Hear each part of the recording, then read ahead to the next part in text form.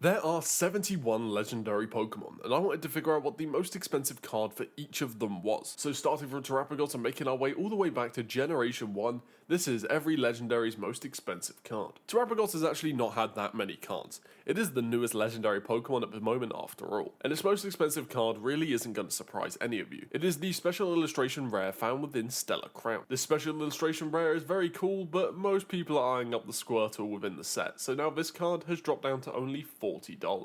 Ogerpon has already made her mark as one of the biggest fan favourites from Generation 9. Seriously, my wife is obsessed with this Pokemon. And the most expensive card for Ogerpon may surprise you. It's actually the Pokemon Center stamped Elite Trainer Box promo from the Twilight Masquerade boxes. This card is actually not that expensive at the moment at $40. We now have to address the elephant in the room, the Loyal Free. These Pokemon have not been received well by fans, with some saying that this is the worst trio ever designed. However though, these Pokemon have all had their times in the TCG meta, particularly our first Pokemon Pheasantdipity, who has a special illustration rare found within the Shrouded Fable expansion, which costs $40 today. Munkidori is next, and Munkidori has equally been a part of the meta now since its release. Munkidori is the perfect card for cycling damage around thanks to its ability, with the most expensive card for Munkidori being the art rare version found once again within Shrouded Fable at $25. Which brings us to our final member of the Loyal Free, Okidogi. Okidogi is my personal favourite of the free, but it's not by much. I really don't like the designs of these three, but as said, each of their cards has had a moment in the meta, and Okidogi is no different, with its most expensive card being the special illustration rare version of Okidogi EX from Shrouded Fable for $18. Which brings us to the box art legendaries for the Scarlet and Violet era, starting with Miraidon. Now Miraidon has had some very popular cards. We got a special illustration rare in Scarlet and Violet base, we got a staff card from the Temporal Forces pre-release. However, the most expensive card that Miraidon has is the Scarlet and Violet promotional Miraidon from Japan. This card was given out as a prize card and as such has become really expensive at $260 on average. Koraidon also received a card from the same event. This card is nowhere near as expensive as the Miraidon version though, costing only $84. We're not done with Scarlet and Violet just yet though, as next we have the Tablets of Ruin. I feel like these Pokemon have grown on the fans somewhat, with iconic memes like Wochien that always seem to pop up during TCG live streams.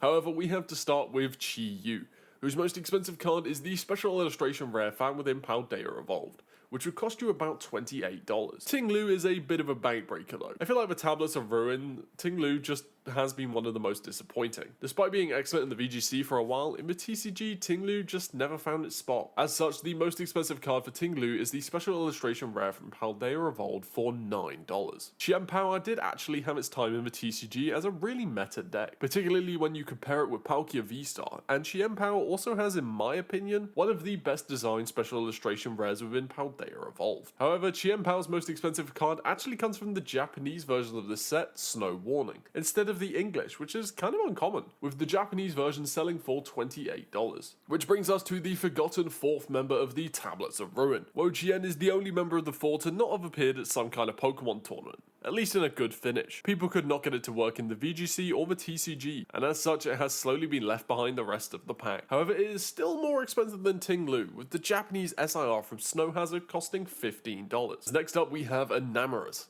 whose most expensive card is the Japanese Dark Phantasma Trainer Gallery version of Enamorus V for $13. I reckon if I skipped Spectra and Glastrier, you would not have noticed. They have no cards. Seriously, the only cards they have so far came out of Lost Origin, which is awful, with the card in Lost Origin for Spectria costing $2 in a reverse.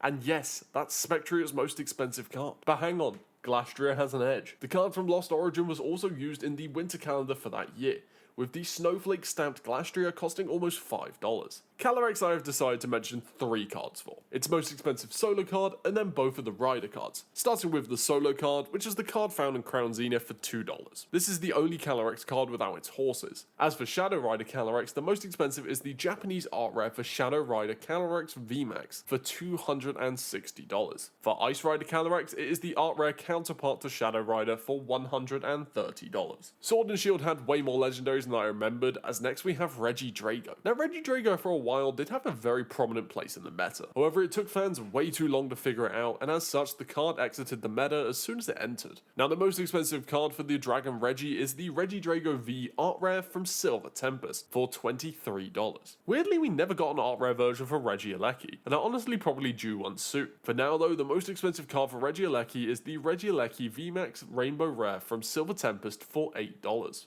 Urshifu is one of the best Pokemon in the VGC today, however it never really made its mark on the TCG. But despite that, Urshifu has gone on to have some really cool cards, particularly within battle styles with its 2 art rare versions, with the most expensive being the Rapid Strike version for the Japanese Rapid Strike Master set for $420. Much like the horses earlier, Kubfu has only appeared in Chilling Reign in the Japanese set VMAX Climax. As such, the most expensive is the reverse from VMAX Climax for $2. I reckon that the card we have for Eternatus is the only type of card in this video. We have a Play Pokemon stamped Eternatus VMAX. Despite being one of the main 3 legendaries found within Galar, Pokemon fans clearly just aren't that impressed with Eternatus, as the most expensive card is the Play Pokemon Stamp VMAX, which sells for $30. Despite being a box art legendary, Zamazenta's most valuable card is one of the cheapest on the list today. It is the gold version from the Japanese Shield base set expansion at $22. Zamazenta would recently come back in Destined Rivals, however it did not really get much other than an art rare. However, Zacian would actually get a special illustration rare found within the Journey Together expansion, Hops Zacian EX. This is one of my favourite cards within the whole set and only costs around $35 to get. Which brings us back to Generation 7. For anyone wondering, no, the Ultra Beasts are not in this video as technically they aren't legendaries. For now though, let's start with Necrozma, whose most expensive card is the Ultra Necrozma GX from Dragon Majesty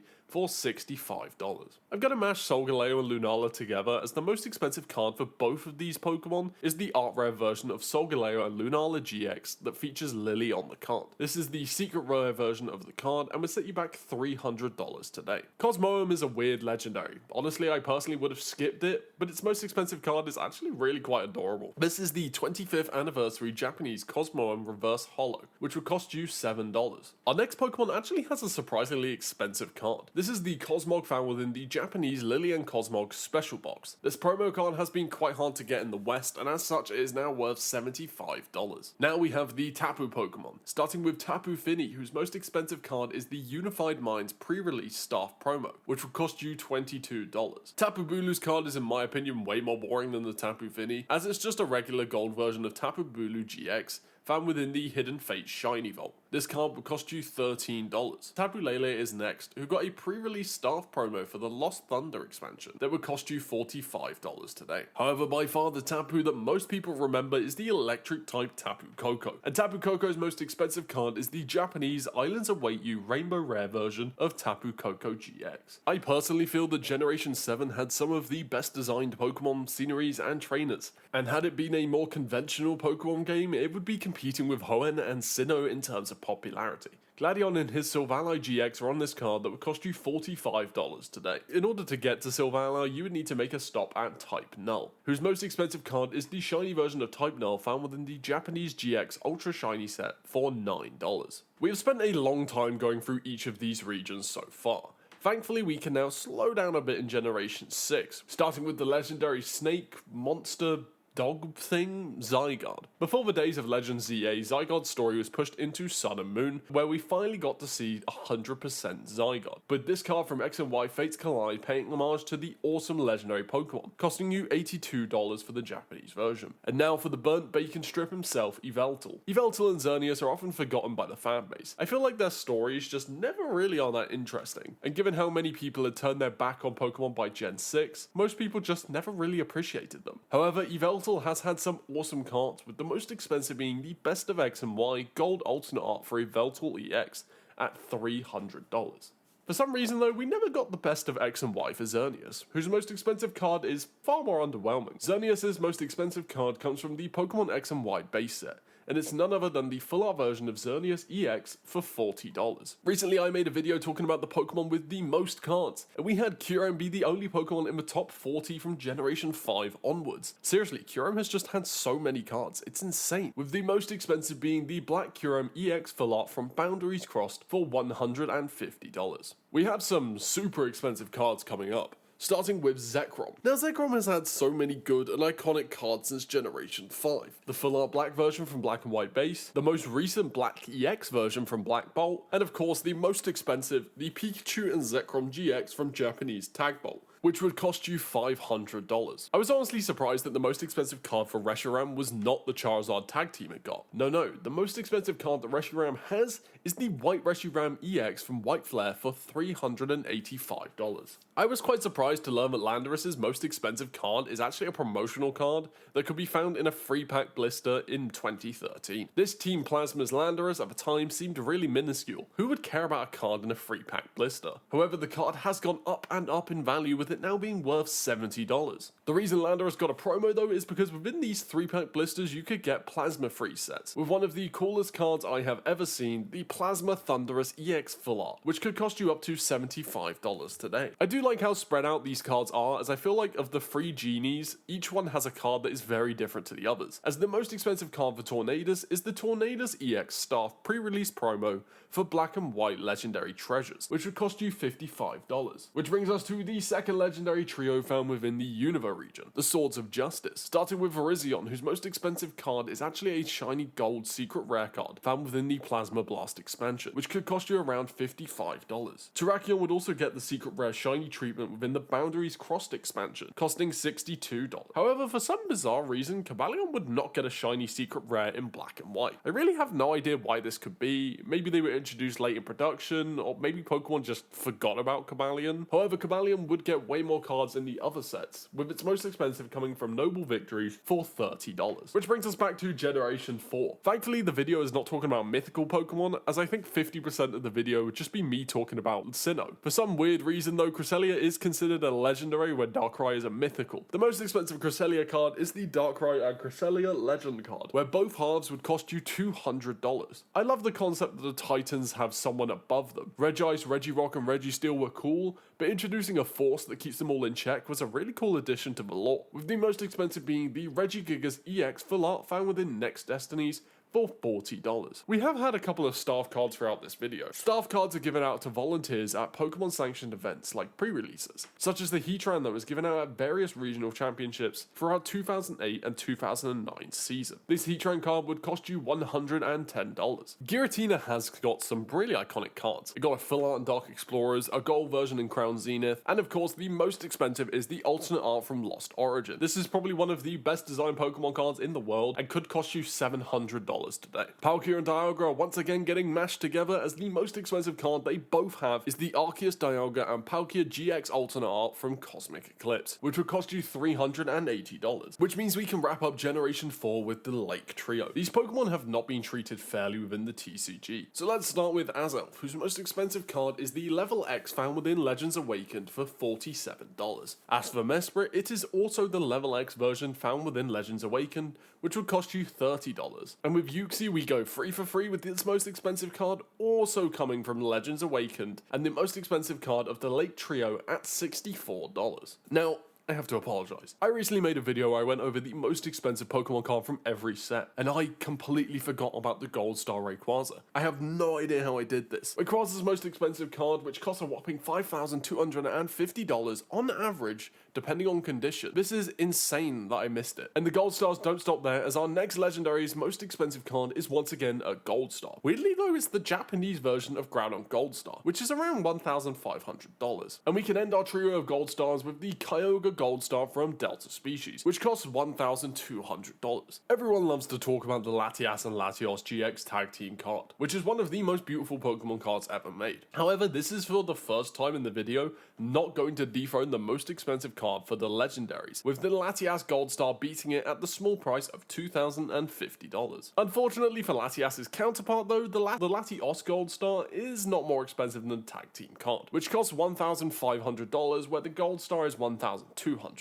I feel like we're currently stuck in Gold Star purgatory, as next we have Registeel, whose Gold Star from EX Legend Maker is the most expensive card at $400. And we continue the trend into Regice, whose most expensive card also comes from EX Legend Maker for $600. And finally, we can end the Gold Star trend with the Regirock Gold Star once again from EX Legend Maker for $725. And that puts us back in Generation 2, where we have the Legends of Sea and Sky. So let's start with Ho-Oh. Surprisingly, Weirdly, Ho-Oh doesn't have that many iconic cards. However, there is one that sticks out above the rest, the Ho-Oh found within Skyridge, which would set you back around $1,600. In my expensive video, I said the Crystal Nidoking was the most expensive card within Aquapolis. However, I have since found out that the Lugia is way more expensive. Lugia's most expensive card from the Aquapolis set is $1,270. Which brings us into arguably the best legendary trio ever created, the Legendary Beasts, who by the way are cats, but let's not get bogged down with that. Let's start with Raikou. Now Raikou has had some of the best cards ever created,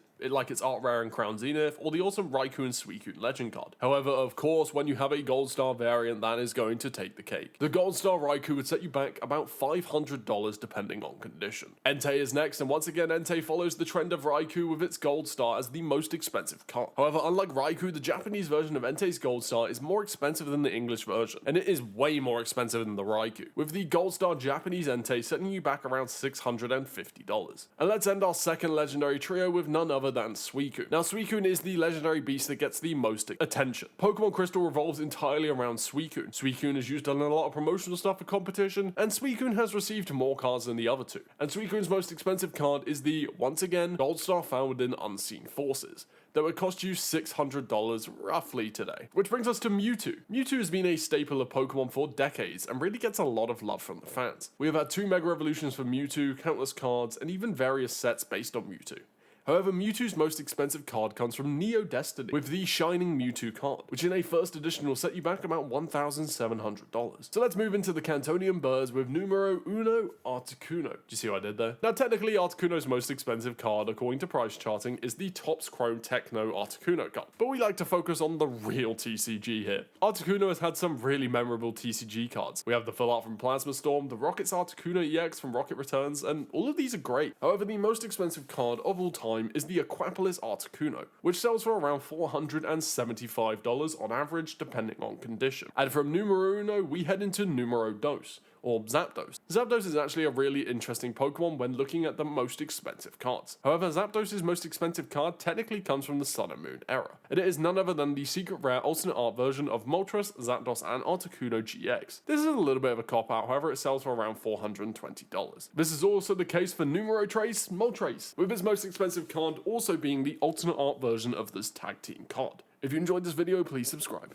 We have done all the legendary Pokemon's most expensive cards, and now we have the mythicals up next, starting with the newest mythical Pokemon, Pecharunt. Pecharunt actually has quite a few expensive Pokemon cards, with an EX SIR found within Prismatic Evolutions, as well as a Pokemon Center stamped promo that was found in the Shrouded Fable ETBs from Pokemon Center. However, the most expensive card that I could find is in fact that special illustration rare from Prismatic Evolutions, selling for around $25 to $30. Where Pecharunt has had a weirdly popular introduction to the TCG, it seems that the only mythical found within Generation 8 just didn't land that well with fans. Zarude has a couple of cards found throughout various promos and sets, and for the first time in both this video and my legendary video, we have a Korean promotional card as the most expensive, with the Korean Secrets of the Jungle stamped as Zarude promo for $35. I don't know why Pokemon suddenly decided after Generation 7 that we would only get 1 mythical per generation, however it could have something to do with the fact that Alola has 5 mythical Pokemon. That's a lot of GameStop distributions. So let's start with Melmetal, who has had a really great time in the TCG. Within its first generation, Melmetal got a tag team with one of the most iconic Pokemon of all time, Lucario, with the alternate art promo for Lucario and Melmetal GX being the most expensive at around $50 to $80. Unfortunately though, Meltan has not been quite as lucky. I love Meltan, but I feel like because it came from Pokemon Go, some fans just don't appreciate it very much. It took a while for Meltan to really start getting some love, but its most expensive card is still pretty mid, with it being the art rare version of Meltan for $4 whole.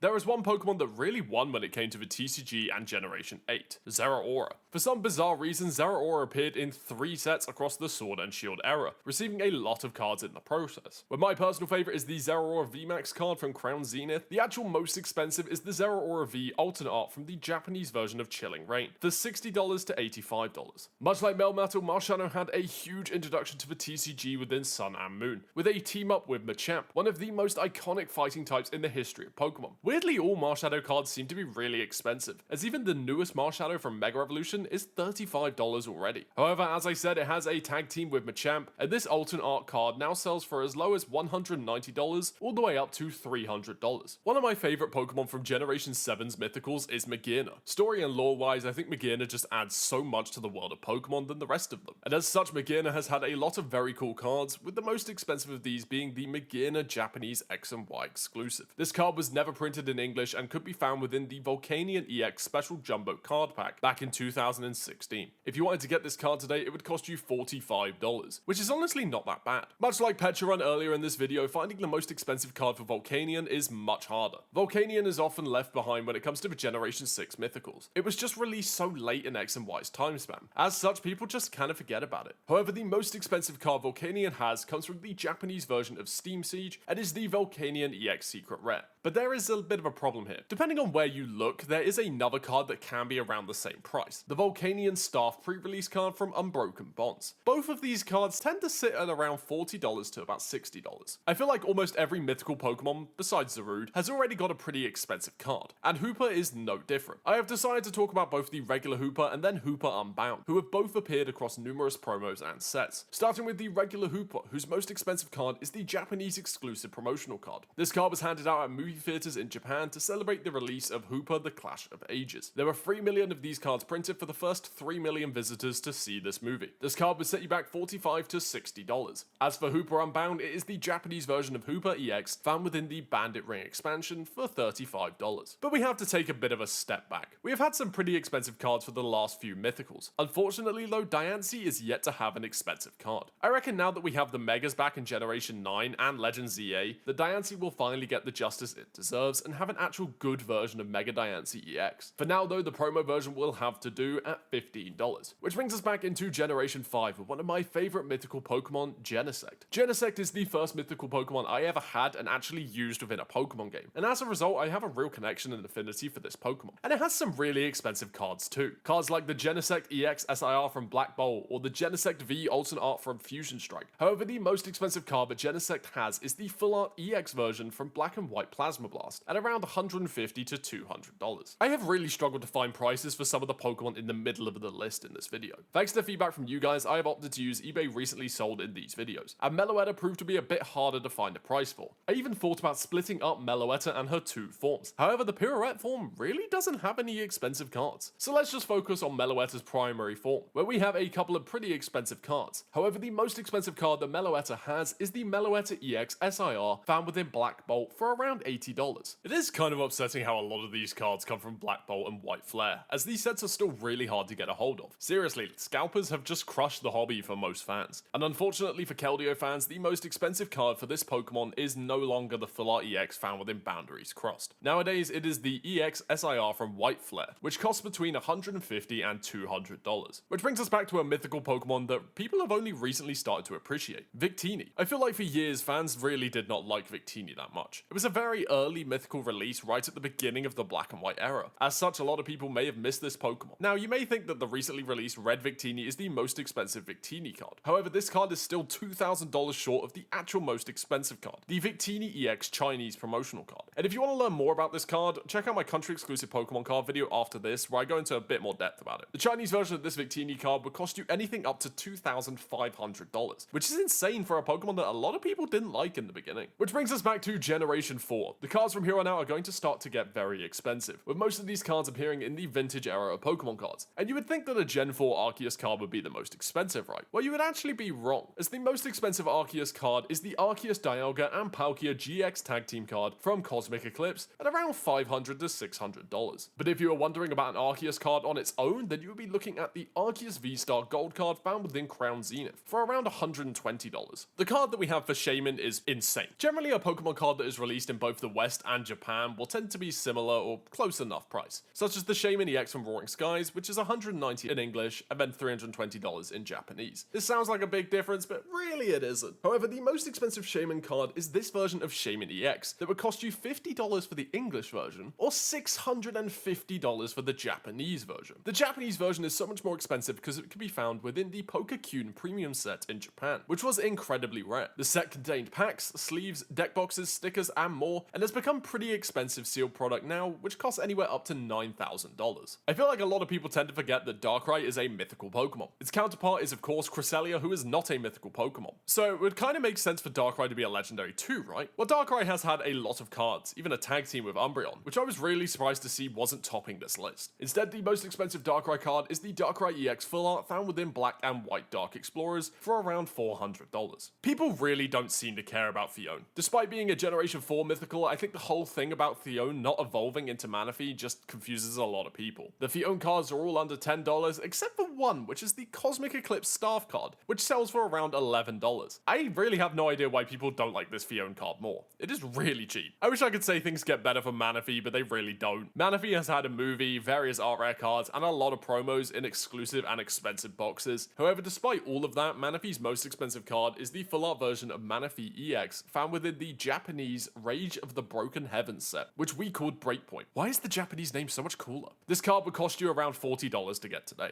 Deoxys was actually really hard to pinpoint the most expensive card for. There is one card that we will come back to that has only had one sale in recent years. I would say this is relatively unreliable, and as such, let's talk about the second card first, which is the Sky Splitting Lenticular Deoxys. I spoke about this card in my weirdest card arts video, where a viewer said that Deoxys changes form based on how you look at the card, which is really cool. This card would cost you $250 today. However, the most expensive card that I could find was the Stadium Challenge Deoxys. This card was handed out at the Stadium Challenge event in Salzburg, Austria back in 2005 to winners of the event. This card sold recently on eBay for $7,000. Much like Deoxys, Jirachi's most expensive card also has a pretty long story behind it. This is the Premium Champion Pack Jirachi Japanese promo. This card was given out as a reward to those who took part in the Pokemon Card Gym tournaments between May and July of 2015 in Japan. This print of the card featured the Pokemon Card Gym logo on it too. The card would be reprinted alongside the Premium Champion Pack booster box at participating Pokemon Card Gym venues and Pokemon centers. This card would set you back around $250 today. While making this video, I was convinced that the most expensive Celebi was going to be the Gold Star Celebi found within the Crystal Guardians expansion. However, in recent years, a lot of the vintage Japanese cards have begun climbing the ranks of the most expensive cards within the earlier Pokemon sets, as they had a way smaller print run compared to the English cards of the same time. However, despite all of this, the most expensive Celebi card that I could find is not the Japanese version, but the English version of Shining Celebi, for around $1,200, although the Japanese version probably could be more expensive in other parts of the world. And finally, that brings us to the last mythical, the first one ever released, and our favorite, Mew. The mascot of our entire channel and one of my favorite Pokemon of all time. Mew has a lot of expensive cards. The Gold Star from Dragon Frontiers for around $1,000, the Shining Mew from Korokoro for around $600. However, the most expensive Mew card of all time is this relatively new Chinese Scarlet and Violet promo for Mew EX. This card is one of the only Pokemon cards ever to be released in a lottery format, where each month on the 15th between March and December 2025, you had a chance to earn this card. However, the entry requirements were pretty brutal. First, you had to have entered 15 organized competitive events across China, in at least 3 different gyms or venues, and you had to do this within 151 days prior to each lottery date. Every lottery drew 151 winners, with a total of 1,510 cards across the entire year. This is probably the most exclusive Pokemon card ever created, and nowadays if you've brought it, you would have to be ready to spend up to $12,000. And fun fact, if you had this in a Beckett Black Label grade, it would sell for $125,000, which is insane! If you guys enjoyed this video, make sure to subscribe and let me know what I could do better in these videos in the future. Most people think that the Pokemon hobby can be incredibly expensive to get into, especially if you want to get into card collecting with your kids. Nowadays, cards can sell for hundreds of dollars, which is why today I decided to put that to the test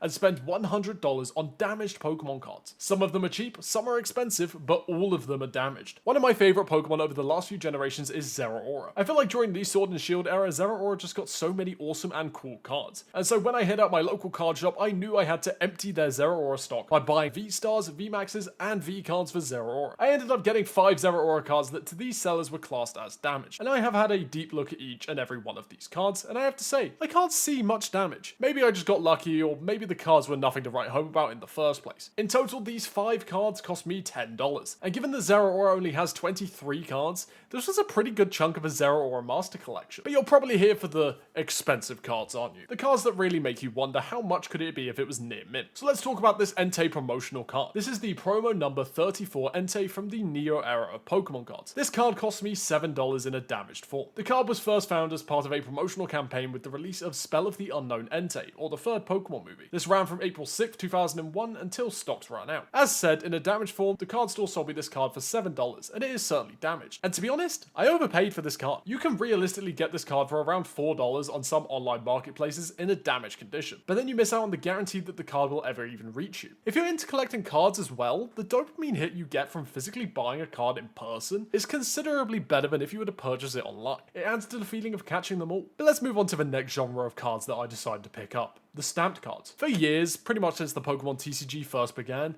Pokemon has been releasing certain cards at pre-release events that contain a little stamp in the bottom corner of the artwork. Some of these have become really expensive, while some are little hidden gems, such as this EX Legend Maker stamped Machop. They sold me this card as damaged for $5. However, I would argue it's closer to moderately played, which could make the card worth $9. None of these cards are bank breakers. However, it does show that even if you purchase a card that someone deems damaged, someone else might class it as heavily or moderately played. And if you get super lucky, someone may even think of it as lightly played. We also got an EX Dragon Frontiers stamped Electabuzz for $7, where in a near mint the card can go for closer to $15. Meaning, if you have no interest in the reselling of cards and solely care about the collection aspect, that you can get a more expensive card for cheaper, and then get to have it in your collection. Which brings us into the more wishy-washy points. The nostalgia cards. I have spoken about various types of cards on the channel in the past, with arguably the type of card I speak about most being the Team Plasma cards. These are cards that were stamped with the Team Plasma logo found within the Plasma Storm, Freeze, and Blast expansions. The cards are super cool and really can be quite expensive. I picked up 5 of these cards. A Plasma Palkia EX, a Plasma Kyurem,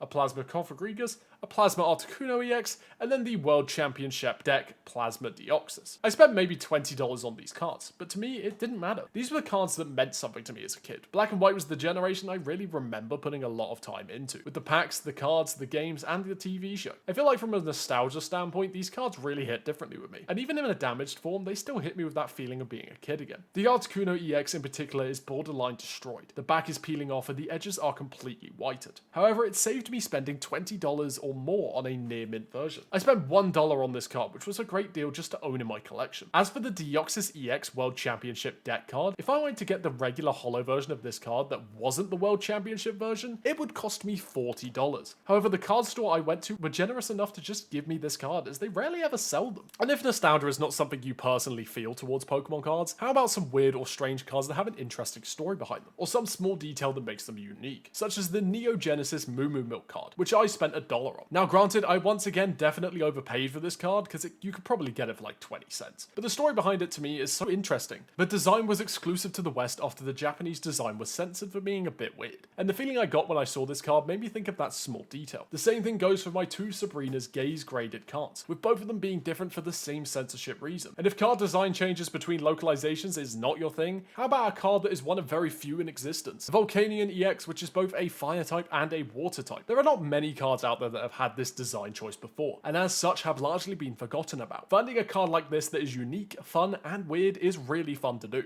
Or how about cards from other countries? I love collecting Pokemon cards found all around the world. When I first moved to America from the UK, the first thing I did was look up what cards I should bring from the UK that I would not be able to find in America. But it works for other countries too, such as these 3 simplified Chinese cards from the Gem collections. We have the Stamped Cubone, the Pokeball Gengar, and then finally the Master Ball Espeon. In English, a Master Ball Espeon could go for anything up to $30. However, this Chinese version cost me only $2. Now there are of course some people out there who primarily focus on the value of cards. How much can I make off these cards? That's important too. Some people buy damaged cards and try and decipher whether they could be classed as played instead. This is a bit of a tough category to figure out though. When I made my previous damaged cards video, the whole premise was how much profit can I make off these cards. And since making that video, I have really begun to appreciate the quality of damaged cards and the story behind them. I still show these cards to people because of how weird, old, and unique they actually are. There has been a running joke in videos recently about my friend Dino and his damaged Milotic card from Supreme Victors. I love making jabs that the card has become really valuable, and if he had taken better care of it, that it would be worth more today. However, the reality of the situation is that those cards have more history behind them. Someone spent time turning this card into a deck, and maybe even won some matches with that deck or that card at tournaments or clubs in school, such as this damaged Melmetal GX that someone has evidently played with at some point or used at some point. Someone has had fun with this card, whether it was showing it around or playing in a deck with it. And in a time where scalpers and prices dominate the TCG, it is important to remember that some people just like playing with with the cards, and that is okay too. I just want to say a big thank you to Lost Legacy Collectibles down in Raleigh, North Carolina, who let me take some pictures of these next few cards that they had in store. Sometimes a damaged card could be an expensive card. For example, this Charizard Full Art could be found within X and Y Flashfire,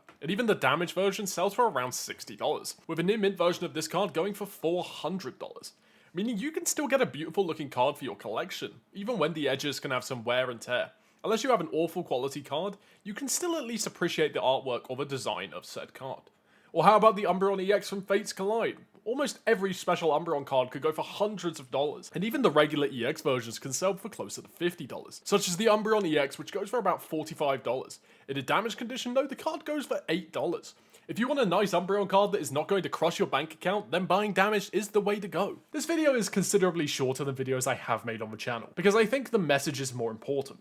Damaged cards are an easy way to get a kid into the hobby if they don't care about the dollar signs attached to cards. At a time where the latest SIRs or art rares can go for hundreds of dollars, looking back on older generations and pulling cards from those that could be damaged, played, or even maybe lightly played, is a way better way of collecting. Since making my first video on damaged cards, I have looked for damaged cards, so that I can add cards to my collection with cool artworks like the Moo Moo Milk, or with interesting designs such as Volcanion EX, or even interesting stories and histories such as the Entei promo from the third movie. It's easy to get bogged down by how much a card is worth, but never forget that every card has some kind of value to someone. Thank you guys for watching, make sure you subscribe if you enjoyed the video. Huge comeback, and some of their cards can be pretty expensive. So this is every Mega Pokemon's most expensive card, starting with Mega Diancie. Mega Diancie deserves so much better than it has received. It's one of the best designed Megas, arguably responsible for the Mega evolutions with its crystal powers. I understand a lot of people do not have the fondest memories of Diancie, especially given how relatively new of a mythical it is, but it deserves way better than a promo as its most expensive. This is the Mega Diancie EX found within the new Mega Battle deck, Mega Diancie EX. This card sells today for $15.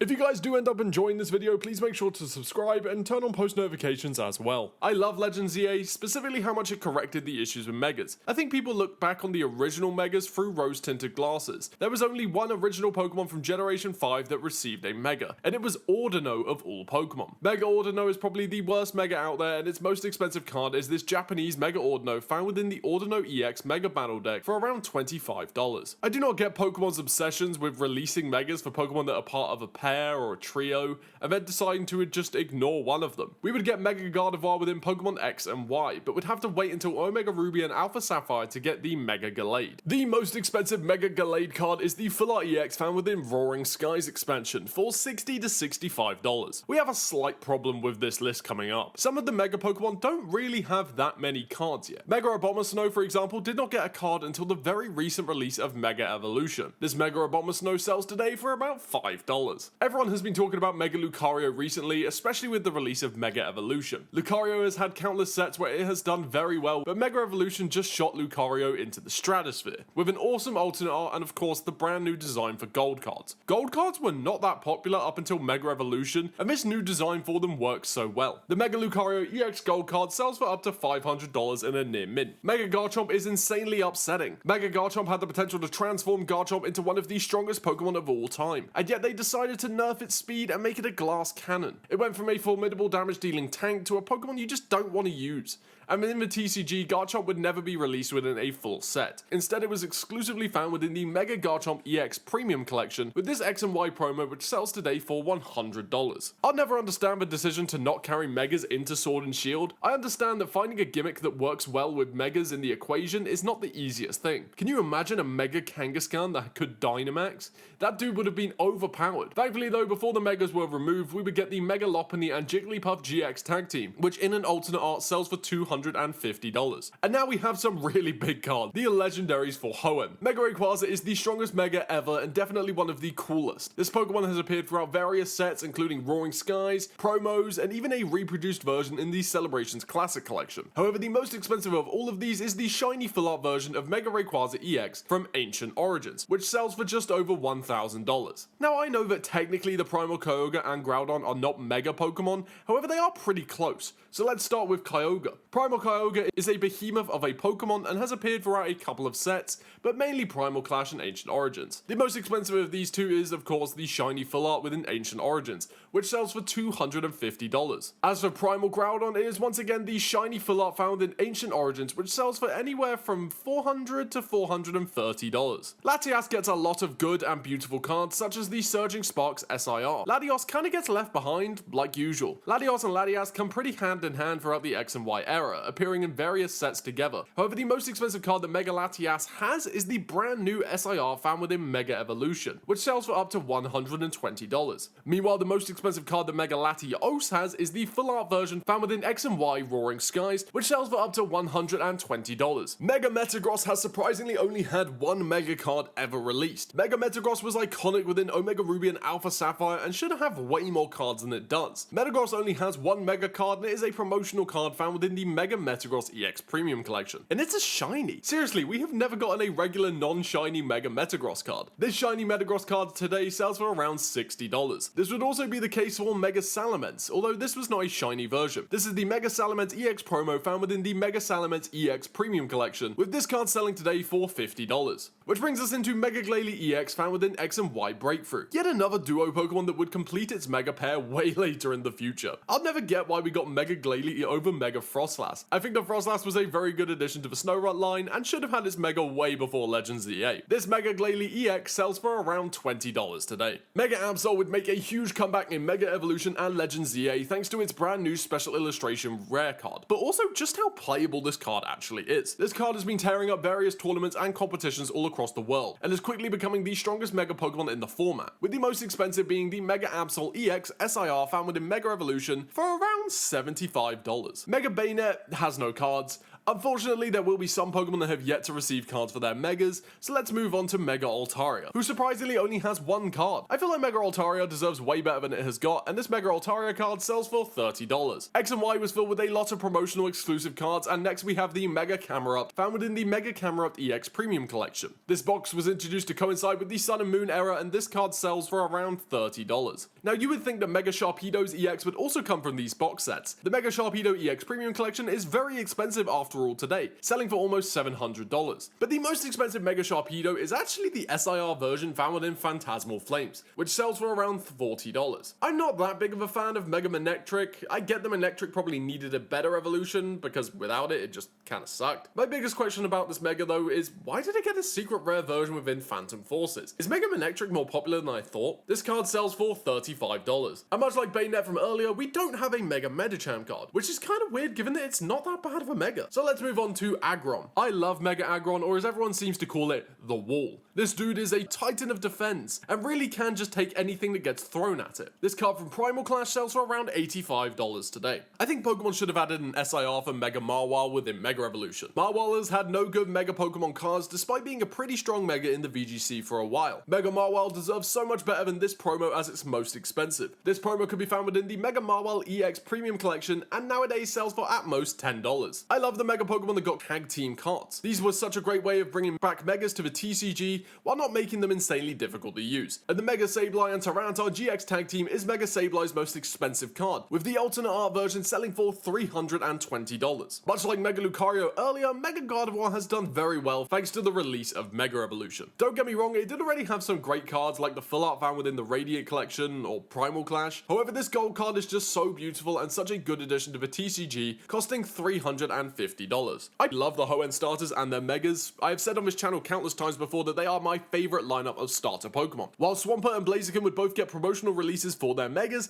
Mega Sceptile would actually appear within the Ancient Origins expansion instead of a promo for some reason. The Mega Swampert EX promo sells today for $65. Meanwhile, the Blaziken sells for $70. And then the full art Mega Sceptile EX sells for $130. And that means we're done with the Generation 3 Megas, so now it's time to head back into Johto, where we are starting with the big dog, Tyranitar. Mega Tyranitar, despite being a super awesome Mega, actually only ever had one set featuring its Mega. Found in Ancient Origins, we have the Mega Tyranitar EX full art, which sells today for $125. Much like many Pokemon coming up, Mega Houndoom really didn't get that many cards, despite being a relatively popular Mega. Its only set was X and Y Breakthrough. This Mega Houndoom EX full art sells today for $75. I love Heracross, mainly because of the one that Ash had within the anime. For a long time, Heracross was pretty much the only cool bug type getting any sort of credit credit or consistent appearances for within the anime. Heracross is evidently a pretty popular Mega too, with its recent re-release in Phantasmal Flames. However, the most expensive Mega Heracross EX card is the secret rare found within X and Y Furious Fist for $60. And from one awesome bug type to another, next we have Scizor. For a long time, Scizor was one of my favourite Pokemon until I finally started to appreciate Gengar. The most expensive card for Mega Scizor is the Mega Scizor EX Full Art, found within X and Y Breakpoint for $65. Serious question, why did Pokemon cook so hard with the only Mega card we have ever received for Steelix? Now I know that Steam Siege is not at all a popular set, however some of the cards you could find within it were super cool, such as the dual type Mega Shiny Steelix Full Art card. This card is insane and I genuinely had no idea it was this cool. This card sells today for $25 and I'm pretty much going to order it straight after this. Mega Ampharos is such a cool Mega from a design standpoint. The designs for Mega Pokemon are meant to be a break in their power, it's not meant to look like a new evolution, and Mega Ampharos is a perfect example of this with its flowing hair. The most expensive Mega Ampharos card is the Full Art EX found within Ancient Origins for $75. And so we are in Generation 1, where we are starting with the big boy himself, Mewtwo. Much like the upcoming Charizard, Mewtwo would actually get two different Megas, Mewtwo X and Mewtwo Y. The most expensive card for Mewtwo X and Y is both of the Full Art cards found within X and Y Breakthrough, with the Mewtwo X version selling for $160 and the Mewtwo Y version selling for just a little more at about $170. Once again, Aerodactyl is one of the Mega Pokemon on this list that only ever had one card released as a Mega. Found within the Mega Aerodactyl EX Premium Collection, we have this promotional Aerodactyl, which sells today for $25. Similarly to Metagross and Steelix before this, we have Gyarados next, who appeared in the X and Y Breakpoint expansion. This set just really went all in on Gyarados, giving us secret rares, EXs, and of course, the shiny Mega Gyarados EX, which in a full art version sells for $120. As for Pinsir, we don't actually have a card for its Mega yet. This is probably going to be rectified in an upcoming set, but only time will tell. The Mega has actually appeared in TCG Pocket before getting a full TCG release. At the moment, alongside Mega Absol, Mega Kangaskhan has become a bit of a beast to reckon with. It just synergizes with Mega Absol so well, and has of course received an SIR within this set too. Surprisingly, this SIR for Mega Kangaskhan is more expensive than the secret rare gold version within X and Y Flashfire. The SIR sells for $70. And now things are going to get even more expensive as we head into the best Mega of all time, Gengar. Mega Gengar is just so good, and I love this design so much. All of Mega Gengar's cards within Phantom Forces and the X and Y era are incredibly expensive. The regular Ultra Rare sells for around $230. The shiny promotional version sells for $270. And then the secret rare version sells for $500, which is crazy.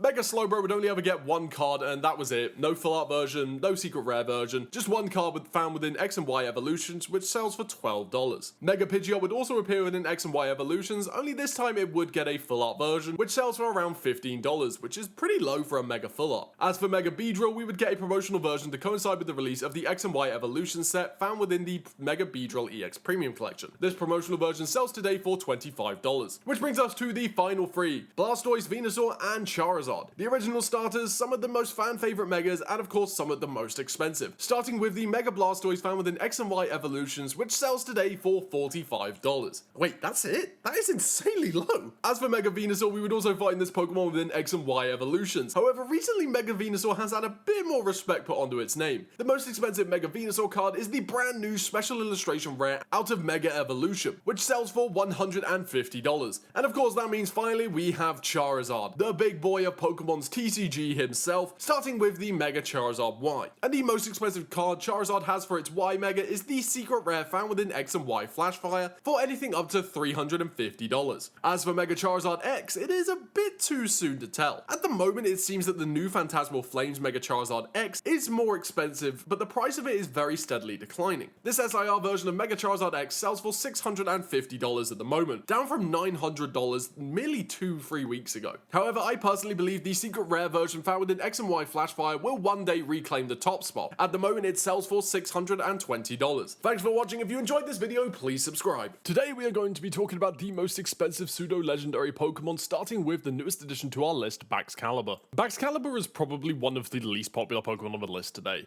I personally am just just not a fan of its design. It just feels like a slightly worse version of Tyranitar. Paldea did a lot of things right, despite what some fans try and claim. The story was great and a decent chunk of the Pokemon were fine, but Baxcalibur just kinda misses the mark a bit, with the most expensive Baxcalibur being the Paldea Evolved Staff pre-release at around $40. Baxcalibur is still at least somewhat recognizable though. I personally feel that Arctobax may actually be the worst middle stage pseudo. Gone are the days of majestic middle stages like Dragonair, formidable and opposing middle stages like Gabite, or even just funny little guys like Sliggoo. Arctobax is the worst of the worst and really has no redeeming qualities in my eyes. Maybe I am just a bit cynical towards this line, but the most expensive Arctobax card is the art rare version found once again within Paldea Evolved at around $15. Which brings us back to the only good part of the Baxcalibur evolutionary line, Frigibax. I remember shiny hunting for one of these guys when Scarlet and Violet came out, and it was just so fun to see loads of these little dragons walking their way down the snowy Glaciado mountain. And the most expensive Frigibax card is not all that expensive, with it being once again the art rare found within Paldea Evolved for $12. If you guys do end up enjoying this video, please consider subscribing. Only like 0% of Pokeplanet viewers are subscribed, so let's shoot for 1%. Thankfully, I do not dislike Dragapult as much as I do Baxcalibur. I feel that Dragapult is one of the only pseudo-legendary Pokemon that can compete with the big dogs from the first 3 generations. It has an interesting and unique design, a great typing, and of course amazing stats. It has as a result become a really popular Pokemon amongst fans, with its most expensive card being the Dragapult EX SIR found within Prismatic Evolutions at $80. To be fair, even Dracloak really isn't that badly of a design Pokemon. For years, fans have been saying that middle stage evolutions just aren't that great and they really are not meant to be. It's a transitional stage between the baby you find and the powerhouse they become. But recently in the TCG meta, Dracloak and Dragapult have become really viable Pokemon, with the most expensive Dracloak being the Japanese Master Ball reverse of Dracloak found within Terrestrial Fest EX at $5. Which brings us back to Dreepy, or as my Pokemon Go buddy is called, Dr. EP. Once again, this line of cards has become really playable in the last couple of years, and as such, the most expensive Dreepy card is once again the Japanese Master Ball reverse holo found within Terrestrial Fest EX for $5. So we can head into Alola, where I'm about to say something I hope too many people won't find too controversial. I'm not a huge fan of Komodo. I think that compared to other dragon pseudo-legendaries we have got within the past, Komodo is just not that good. It has a plethora of weaknesses, it isn't that good of a design, and the only redeeming quality I personally believe is that Komodo has an amazing shiny. However, my own personal feelings aside, the most expensive Komodo card I could find is the Komodo GX Rainbow Rare found within Guardian's Rise at about $15. Hakamoto marks the first real stinker of this video though. At least with Arctobax, it has gotten an art rare. Hakamoto just kinda has nothing to its name, with the most expensive card this Pokemon has being the reverse holo from Dragon Majesty for $3. And finally, that brings us to Jangmo-o, or as my wife likes to call it, Pink Lemonade, because of the shiny again, obviously. I once again do not dislike Jangmo-o that much. I think this is because when I first found a Jangmo-o, I thought it had potential, which it, of course, never really lived up to. Jangmo-o actually has 2 cards that are pretty on par with each other for the most expensive. One is the Toys R Us stamped Jangmo-o, which could be found within the UK, and then the EB Games Jangmo-o, which was exclusively found in Australia, with both of these cards selling for around $15. Which brings us back to Goodra, and much like the previous videos I've made on this channel, we have to talk about 2 Goodra cards. One for the Hisuian version, and of course one for the regular version. So let's start with the regular Goodra, which is the Goodra Holo Rare found within X and Y Flashfire for $2. Wow, Goodra really deserves better than that. But this may be why we would get the Hisuian Goodra, which has a much better expensive card. The Hisuian Goodra V-Star Rainbow Rare found within the Japanese Dark Phantasma set, which sells for around $14. We also of course have to talk about 2 versions of Sliggoo as well. Hisuian Goodra and Sliggoo really just remind me that regular Goodra should have been a Dragon Poison type. The regular version of Sliggoo's most expensive card is the Sliggoo found within the Japanese Wild Blaze set at $4. As for Hisuian Sliggoo, it is the reverse holo found within the Japanese V-Star Universe set for $2. I love Gumi, and I really have no idea why. Most of the Pokemon that really live inside my head are cool Pokemon from the games, the anime, or like Pokemon that PokeTubers would bring up when I was a kid. And Gumi doesn't really fit into any of these nostalgia categories for me. It's just a great Pokemon, with its most expensive card being the Gumi once again found within the Japanese Dark Blaze expansion for $3. Which brings us back to the first really good pseudo-legendary. I think when most people think of pseudo-legendaries, they would think of all the Pokemon that came before Generation 6, with Hydreigon at the end of that lineup. The most expensive Hydreigon card is actually a shiny Hydreigon secret rare found in Next Destinies at around $100 to $110. Whenever I have done these videos in the past, whenever we reach Generation 5, we hit Black Bolt and White Flare. And once again, we have to talk about the Zweilous found within this generation. Now, I do actually quite like this Zweilous card, and it's found within the set, which sells for around $10. And of course, we end this 1, 2, 3 trio with the Ein Pokemon Dino. I really love the Hydra design that came with this evolutionary line, and I think the Dark Dragon typing at the time was a pretty solid pick, until fairy types were added, that is. And I would say that Dino is actually a really good Pokemon, and its most expensive card may surprise you guys. It is not from White Flare, but there was a first place winner Pokemon League Dino that was handed out to coincide with events going on at around the time of Legendary Treasure's release, and this card sells for around $30. Which brings us back to Generation 4 with arguably one of the most memorable pseudo-legendaries to ever grace the Pokedex, Garchomp. Garchomp has been a staple of competitive Pokemon for a long time. Seriously, this dude was good in the VGC for years and also had some spells within the TCG as well. It seems that wherever Cynthia's ace goes, it crushes everyone, and the most expensive Garchomp card to go along with this legacy is the brand new SIR Cynthia's Garchomp EX, which has sold recently for around $500, which is kind of crazy. However, there is one more card I do want to quickly mention, the Garchomp Cynthia Staff card. This card was handed out at competitive events during the tail end of Diamond and Pearl. The card doesn't have that many sales though, so determining a price for it is much harder, although one did sell recently for $550. One thing I have learned making these videos is everyone has different opinions when it comes to the price of cards. Some people love eBay, some love TCG Player or Card Market, and then some prioritize asking physical stores how much they sell cards for. Recently I've tried using multiple platforms to find the most accurate prices for, and across all these platforms I managed to find this Gigabyte card, the same staff promo as Garchomp. The problem is the price for this one is insane depending on where you look. On price charting it sells for $100, on eBay there are some that have sold for $110, and then on TCG Player the card sells for $80. This is the real challenge I have faced when it comes to pricing out these cards. I bring it up to ask you guys, what should I be doing to find the prices? It really does depend on which site you prefer to buy your cards from as to how much a Pokemon card is worth. Either way, this is the most expensive Gigabyte card that I could find at, we'll call it $100. Anyway, long explanation aside, the most expensive Gibble card to finish the trifecta of staff promo cards is the Staff Gibble card. These cards were given out in 3-card sealed packs and could be found at various city championships. The card sells today for around $40. Which brings us into Generation 3, where for the first time we have 2 pseudo-legendary lines found within the region. So let's start with Salamence. Salamence has appeared in some of the most expensive sets in history. EX Deoxys, Dragon Vault, Power Keepers, and many, many more. Salamence has gotten a lot of cards and all of them can be incredibly expensive. The most expensive Salamence I could find though was the Salamence EX found within Dragon Frontiers at $110. As for Shelgon, we once again have a staff promotional card found at various regional tournaments back in 2012. This card is actually not that expensive to get if you enjoy collecting the promotional competitive cards, as it only sells for around $65. Bagon's most expensive card is a pretty cool one actually. This is the Bagon Gen Con Black Star promo. This is a stamped card that was given out at Gen Con in August of 2004. Gen Con is a huge convention that specialized in all things tabletop games, and even to this day they're still pretty popular. This was the first year that Pokemon attended the event without Wizards of the Coast, and so they felt it was only fitting to bring a promotional card with them, with this Bagon costing around $130 today. Which brings us back to my favorite Generation 3 Pokemon, Metagross. Do I have to spend any time on this one? The most expensive Metagross card is the Gold Star Metagross, which sells for anything up to $1,800. As for Metang, we once again have a competitive released card, except this one is a bit different. This is the Stadium Challenge Metang card, a card that was exclusively given out at 3 separate events, all of which went on in July 2014. This card would be distributed to participants of the event, and it's estimated about 350 to 400 of these exist out there. This card is pretty expensive, costing up to $300. We almost had a very expensive lineup, but unfortunately Beldum kinda ruins that. Now on a surface level, the Beldum does not seem like it should be cheap. It is a winner card after all that was handed out at probably way too many events. This card was given out at various tournaments starting from June 14th, 2004, where winners would receive this card. The price of it is a bit hard to decipher, but it seems to sell for around $30 to $35, which is insanely low. And that is Generation 3 done, so now it's time for Generation 2, where we have Tyranitar. Tyranitar has had a lot of cards throughout its time within the TCG. It had a tag team with Mega Sableye, a holo found within Aquapolis, but it has one card that stands out above the rest. The Shining Tyranitar found within Neo Destiny that can sell for anything up to $1,000. These last 2 generations are surely going to have the most expensive cards, right? Right? Well, not exactly. Pupitar has not had a good run within the TCG. It's yet to get any art rare, trainers Pokemon, or anything particularly mind-blowing. And as a result, the most expensive Pupitar card is the Stamped Dark Pupitar Reverse Holo from Team Rocket Returns for $30. Ash is the biggest fumbler in the world within any anime or cartoon. Bro had a Larvitar and decided to just let it go? How do you have a pseudo-legendary and then just suddenly decide you're done with it? And the most expensive Larvitar card is a bit of a unique one.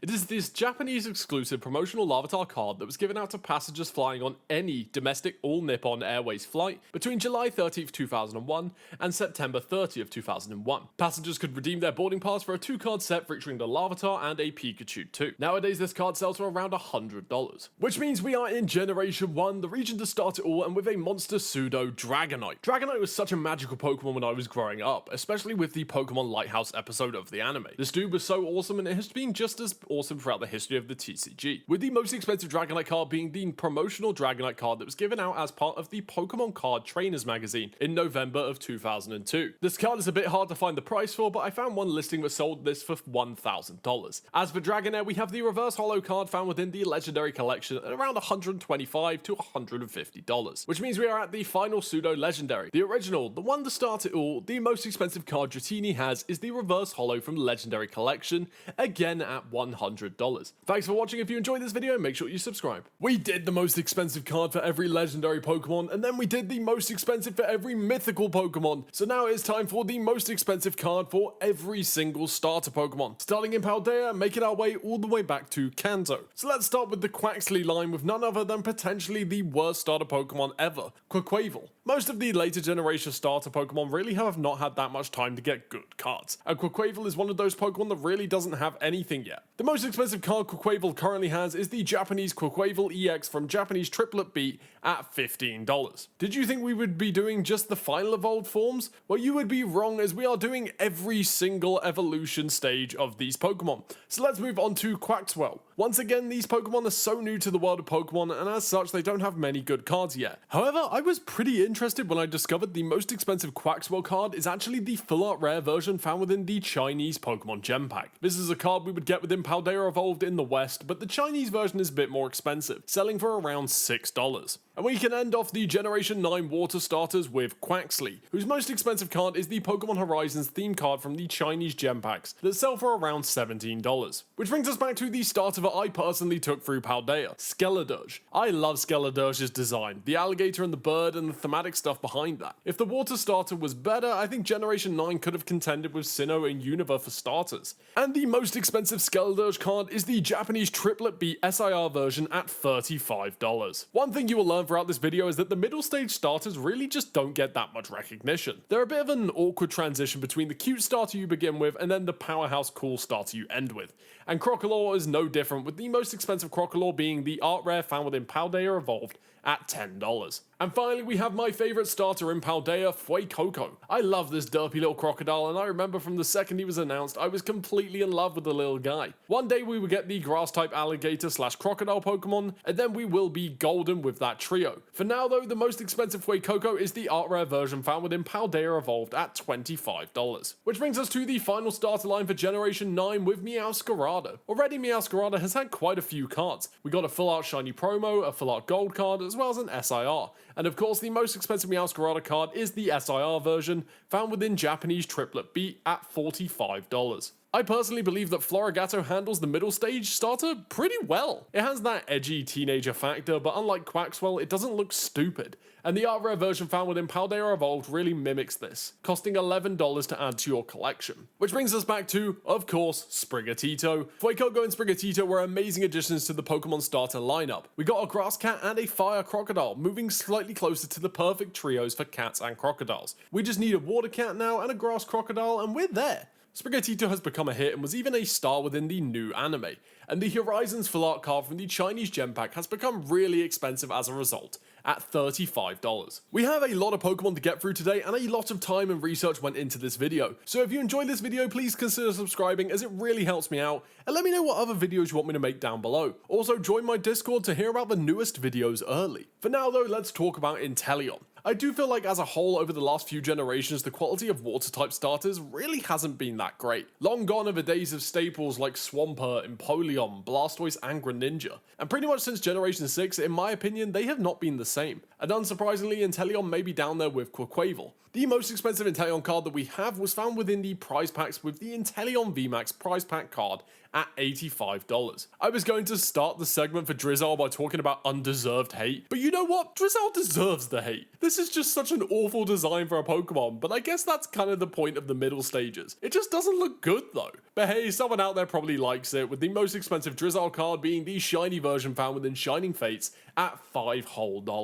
And so we reach Sobble. I feel like Sobble did have a lot of potential. A chameleon that could camouflage itself within the water, that was such a cool concept, and it just never really panned out that well. However, the most expensive Sobble card gives us something really unique to remember it by. The Sobble on the Ball promo. Back in September of 2019, Pokemon entered a 3-year partnership with the English Football Association to increase participation in five-a-side football in the UK, or futsal. Selected schools and clubs during the 2019-20 season would be given exclusive equipment and accessories to use within matches, and by the next season they even started to give out promotional cards to go along with it, such as the Sobble on the Ball, which would cost you $35 today. Alright, we spent a long time on Sobble, so let's speed things up a bit with my favourite starter from Galar, Cinderace. Something about a fire-type football-loving rabbit really resonated with me when I started my adventure through the region based on my home country. I love Generation 8, and I think a big part of that is because it really does feel like home. And the Cinderace cards really are not that expensive should you want to fill out a collection, with the most expensive Cinderace being the Rainbow Cinderace VMAX from Rebel Clash, costing around $20.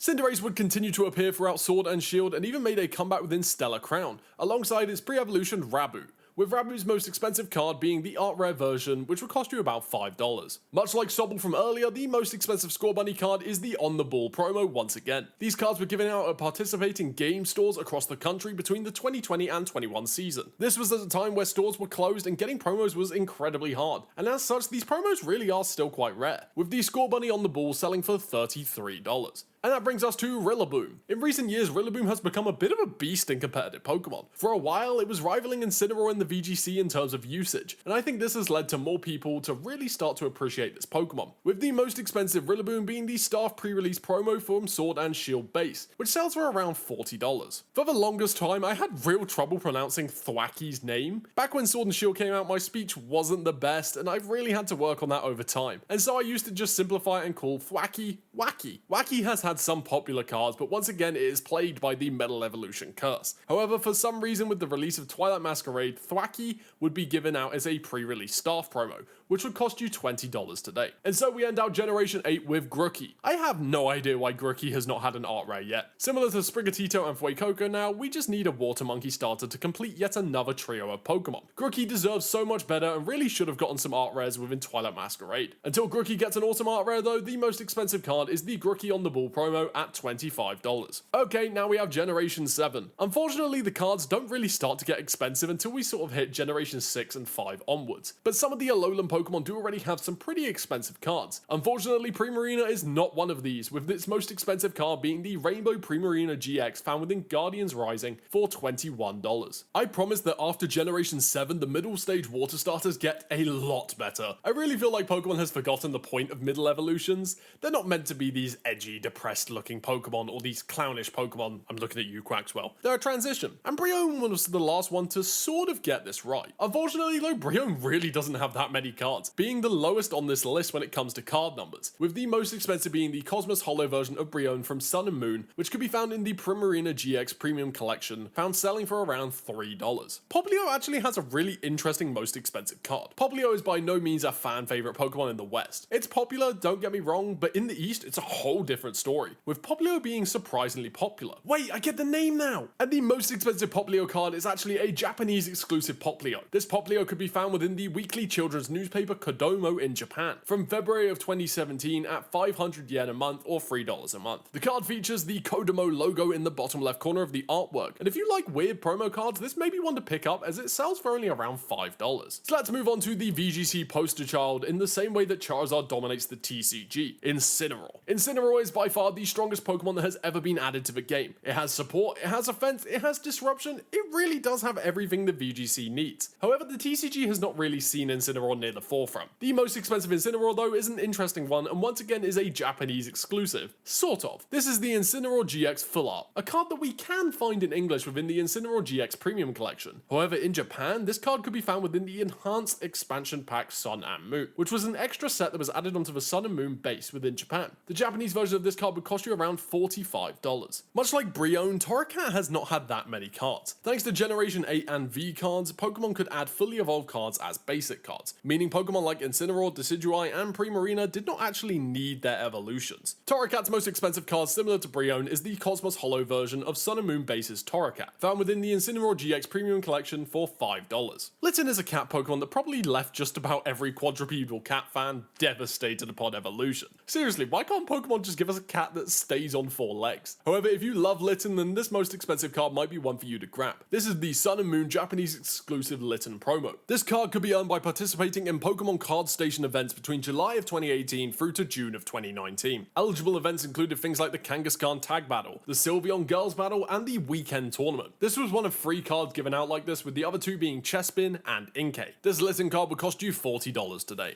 Do you want to know a weirdly fun fact about me? Rowlet is one of my favourite starter Pokemon, and yet I have a severe fear of birds. I don't know why I love the Rowlet line so much given this insane fear. However, Decidueye is definitely one of my favourite final evolutions for a starter. So let's talk about both regular Decidueye and the Hisuian Decidueye. Starting with the regular version, whose most expensive card is the Darkness Ablaze Staff pre-release card at $45. As for Hisuian Decidueye, it is the Rainbow Hisuian Decidueye V-Star from Astral Radiance for $7. Unfortunately, we end our trio of disappointing Alola middle evolutions with Dartrix, who once again has very few cards, with only 6 types of cards with varying types of artwork. However, the most expensive Dartrix is actually kinda interesting. This is the Cosmos Holofoil version of Dartrix, which was found exclusively within the European Decidueye EX box. It's not very often that Europe gets exclusive products, but when it does, they never seem to miss. This card would cost you around $10 today. And so we end with my favourite grass starter, Rowlet. Rowlet is just such a bizarrely iconic Pokemon to me, from its adorable roundness to the sleeping in Ash's bag within the Sun and Moon anime. I watched the Pokemon anime pretty much from birth all the way up to today. And Rowlet surprisingly is going to take the record for the most expensive card yet in the video, with the Screen Japanese promotional Rowlet, which sells for around $400. And now things are going to get really expensive, as Rowlet won't be holding on to that record for long. Next we have Greninja. Greninja is arguably one of the best water type starters ever made. A frog ninja that is also a dark type? This design is just awesome. Greninja is the first Pokemon where we have really been spoiled for choice with the most expensive cards. Cards like the Greninja and Zoroark Tag Team, the Rainbow Greninja GX from Forbidden Light, and of course the SIR from Twilight Masquerade. However, none of these even come close to the most expensive Greninja card, the Japanese Ash's Greninja EX. In English, this card is pretty cheap. It was released within a promotional box, the Ash Greninja EX collection box, which was everywhere, and even today you can pick it up for like $300. However, in Japan, this card was a little bit different. This card could only be obtained in Japan by visiting the Pokemon booth found at the Winter 43rd Next Generation World Hobby Fair. This fair took place at Makuhara Messe, Chiba, on January 23rd and 24th, 2016, as well as the Nagoya Dome and the Kyocera Dome later in the year. However, that still would not get you the most expensive version of this card. This card would be reprinted in a 2016 limited release found within the Pocket Monsters XYZ TV Anime Character Song Project Collection Volume 2 compilation. Yes, that is actually the full name. This print features an image of Ash on the bottom corner and sells for up to $1,200. This card barely ever gets sold, and as such, it is really hard to find a price for. That took a while, so let's speed things up with Frogadier, whose most expensive card is the Japanese GX Ultra Shiny Frogadier, which sells for around $10. This is also where the most expensive Froakie comes from as well, with the Japanese GX Ultra Shiny Froakie, which sells for around $7. Weirdly less than Frogadier. I feel like I'm about to completely ostracize myself from the Pokemon card community, but you know what? I don't care. I love break cards. I get that competitively some fans really didn't like them, but from a purely a design standpoint, I love these cards, and this is the first time I have really ever gotten to talk about one, with the Delphox break card found within the Japanese Awakening Psychic King set. This card sells for like $10, which really isn't that much, but the card is so cool. I wish I could say I don't understand why they use Braixen for Charizard with Cosmic Eclipse and the tag team cards, but unfortunately I really do get it. Braixen is designed with a certain audience in mind, and honestly doesn't make sense to be added in with Charizard for a tag team card, with the Japanese remix bout Charizard and Braixen tag team selling for up to $85. Generation 5 and 6 were real lows for the Pokemon franchise. It had seen a huge drop in active players in the West, and Pokemon were doing everything they could to try and bring some people back into the franchise. As such, they decided to run multiple McDonald's campaigns throughout both of these generations, and the most expensive Fennekin is the McDonald's 2016 Fennekin card, which is weirdly expensive for some reason. The 2016 McDonald's campaign was one of the smallest McDonald's campaigns Pokemon ever ran, and as such, this Fennekin can now sell for up to $30, which is insane for a McDonald's card. I am stunned that we managed to get a break card within this video. These cards are really outdated and come from such a limited pool of Pokemon, and so having not one but two of them on the list today is insane. As next we have Chestnut's most expensive card, the break card found within the Japanese Premium Champion Pack, which would cost you $16 today. Everyone hates Quilladin. Its most expensive card is the Reverse Holo from X and Y Breakthrough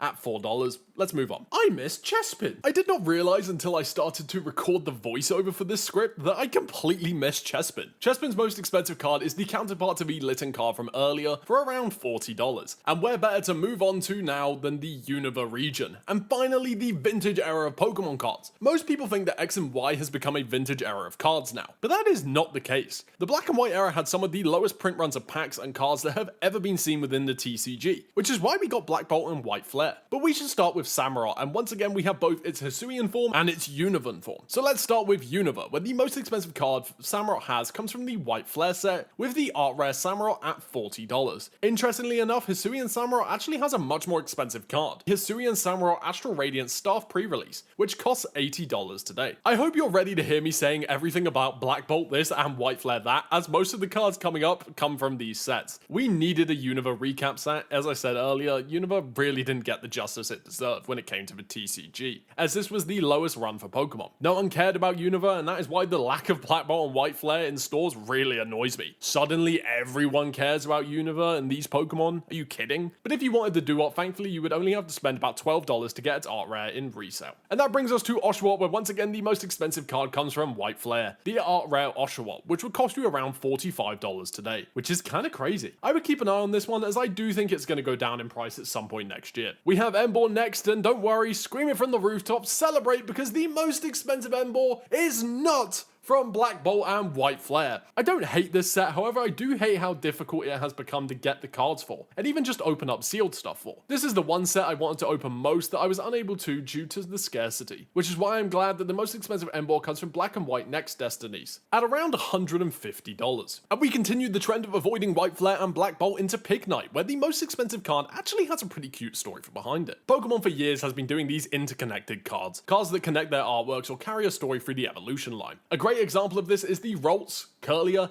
and Gardevoir EX art rares found within the Scarlet and Violet base set. However, one series of cards most people think of with this design is the Tepig, Pignite, and Emboar cards from Legendary Treasures. And this Pignite card is the most expensive Pignite at $15 for a reverse holo. Unfortunately though, we cannot avoid White Flare any longer, as Tepig's most expensive card is the art rare found within this set. This card would set you back around $25 today, which honestly isn't that bad given how cool the art actually is. Much like Emboar though, with Superior we get to take a break from Black Bolt and White Flare cards with the secret rare Shiny Superior that can be found within Black and White Dragons Exalted. I have no idea why Pokemon was obsessed with not finishing secret rare trios within the Black and White era. The same thing happened with Cobalion, Terrakion, and Virizion, where one of them didn't get a shiny rare. The same thing then happened with Samurott, who never got a shiny version. The shiny secret rare Superior though is still super cool and would cost you about $150 today. Alright, back to Black Bolt and White Flare with Servine, whose most expensive card is the Servine art rare found within the set at $15. And thankfully we are done with Black Bolt and White Flare, as this Snivy card that is the most expensive absolutely smokes it. Snivy is a pretty popular grass type starter and has become incredibly popular within recent generations. And to acknowledge this, Snivy would get a tag team card with Venusaur found as a promotional card. Sun and Moon had a weird trend for adding alternate art rare cards as promos, and this Venusaur and Snivy tag team alternate art promo could be found within the insanely expensive Tag Team Generations Premium Collection. This collection can sell for up to $1,200, which is why the card being only $65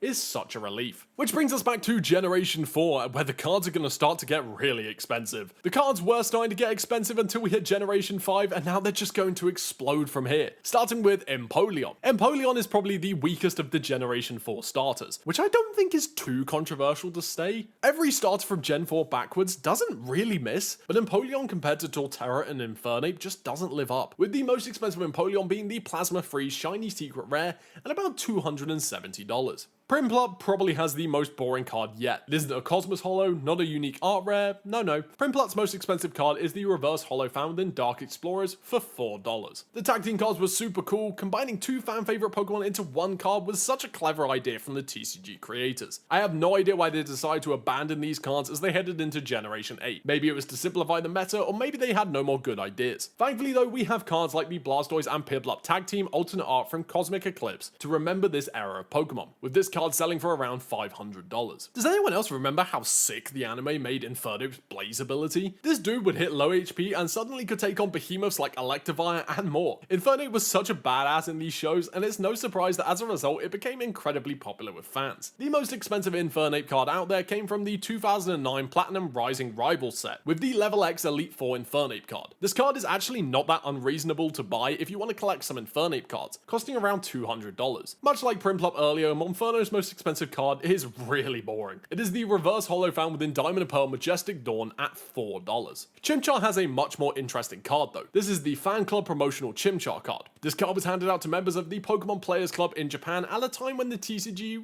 wasn't doing so well. Fans had started to become a bit disillusioned with Pokemon come Diamond and Pearl due to how complex the TCG became with Level X cards, and so these cards became really hard to find. This Pokemon Players Club would eventually become the much well-known Pokemon Daisuki Club. The card cost 2,000 XP points to get, and despite all of this, the card isn't actually that expensive today, costing around $30. One thing I have really come to love when it comes to making PokePlanet videos is just how many cards I get to see and talk about every single day. PokePlanet is my full-time gig now, and working on it just makes my day, as I get to see awesome cards like the Level X Torterra card, which is the most expensive Torterra card at anything up to $90. I was a bit weirded out when I discovered that Grottle actually has an art rare where the other two do not. It seems that Grottle gets a little bit more love compared to Monferno and Prinplup, as alongside the Torterra EX found within Temporal Forces, we would also get this art rare that costs around $10 today. Which brings us back to the final starter Pokemon for Sinnoh, Turtwig. Much like Chimchar earlier, Turtwig's most expensive card also comes from the Pokemon Players Club in Japan and would cost you $25 today. And boy, do we have some really expensive cards now. The EX era was the golden age of Pokemon cards. The Hoenn region was exceptional. It has the best starter trio, the best legendary trio, and the best region and story. Nothing can top Hoenn, and I genuinely believe it is the best region out there. So let's start with Swampert, whose most expensive card is the Swampert EX found within Team Magma versus Team Aqua at about $150. For the first time on today's list, we have a championship card, the Marshtomp November 2003 E-League winner card. This card was handed out as a prize to those who attended the Pokemon E-League during November 2003. The card is basically just a reprint of the Nintendo Black Star promo that was found in Japan, except this time they added the winner stamp in the bottom corner. Not only were the regular print versions of this card handed out to winners, but they also got a jumbo version as well. The regular print version nowadays sells for up to $60. Also, please forgive me for using a graded card for some of the images here. I just couldn't find a good quality image of this card anywhere. Which brings us to Mudkip, and you're probably going to notice a bit of a trend here when I reach the other Hoenn starters. The most expensive Mudkip card is the Gold Star Mudkip found within EX Team Rocket returns at anything up to $3,000. Blaziken was having a pretty tough time in the TCG for a while. It seems that no matter what Pokemon did, they just couldn't make an expensive Blaziken card. They tried, of course. We got cards like Mega Blaziken EX, the National Championship Stamp Blaziken, and many more, but they just weren't becoming that expensive. That is until Chilling Reign came along, where we would get the alternate art version of Blaziken VMAX. This card has become the main chase card within Chilling Reign and costs up to $500 today. Now, I mentioned the National Championship Blaziken card very deliberately, as Combusken would also actually get a championship card as its most expensive, the State Championship Staff Combusken. This card originated from the Furious Fist set, and the card would be reprinted with a crosshatch holo with the Arena Cup logo at the 2014 Bremen Arena Cup in December of 2014. To coincide with this card, they would release a staff version, which has become the most expensive Combusken card at about $70. Which brings us back to Torchic. One thing I try to do with these videos is avoid one-off cards, so cards with signatures or glaring errors that increase a card's value. If I didn't do this, the most expensive Torchic would be a signed Matsukatsu Fukuda Torchic, which is genuinely priceless. However, the most expensive Torchic is still the Gold Star, which can sell for anything up to $5,000. However, my personal favorite line of starters from Hoenn is the Trico line. I spoke about it more in my Gold Star video, but when I first started the PokePlanet, it was going to be for streaming. But after trying to do that and failing miserably, I jumped ship. However, my favorite part of streaming was when I learned how to shiny hunt for Trico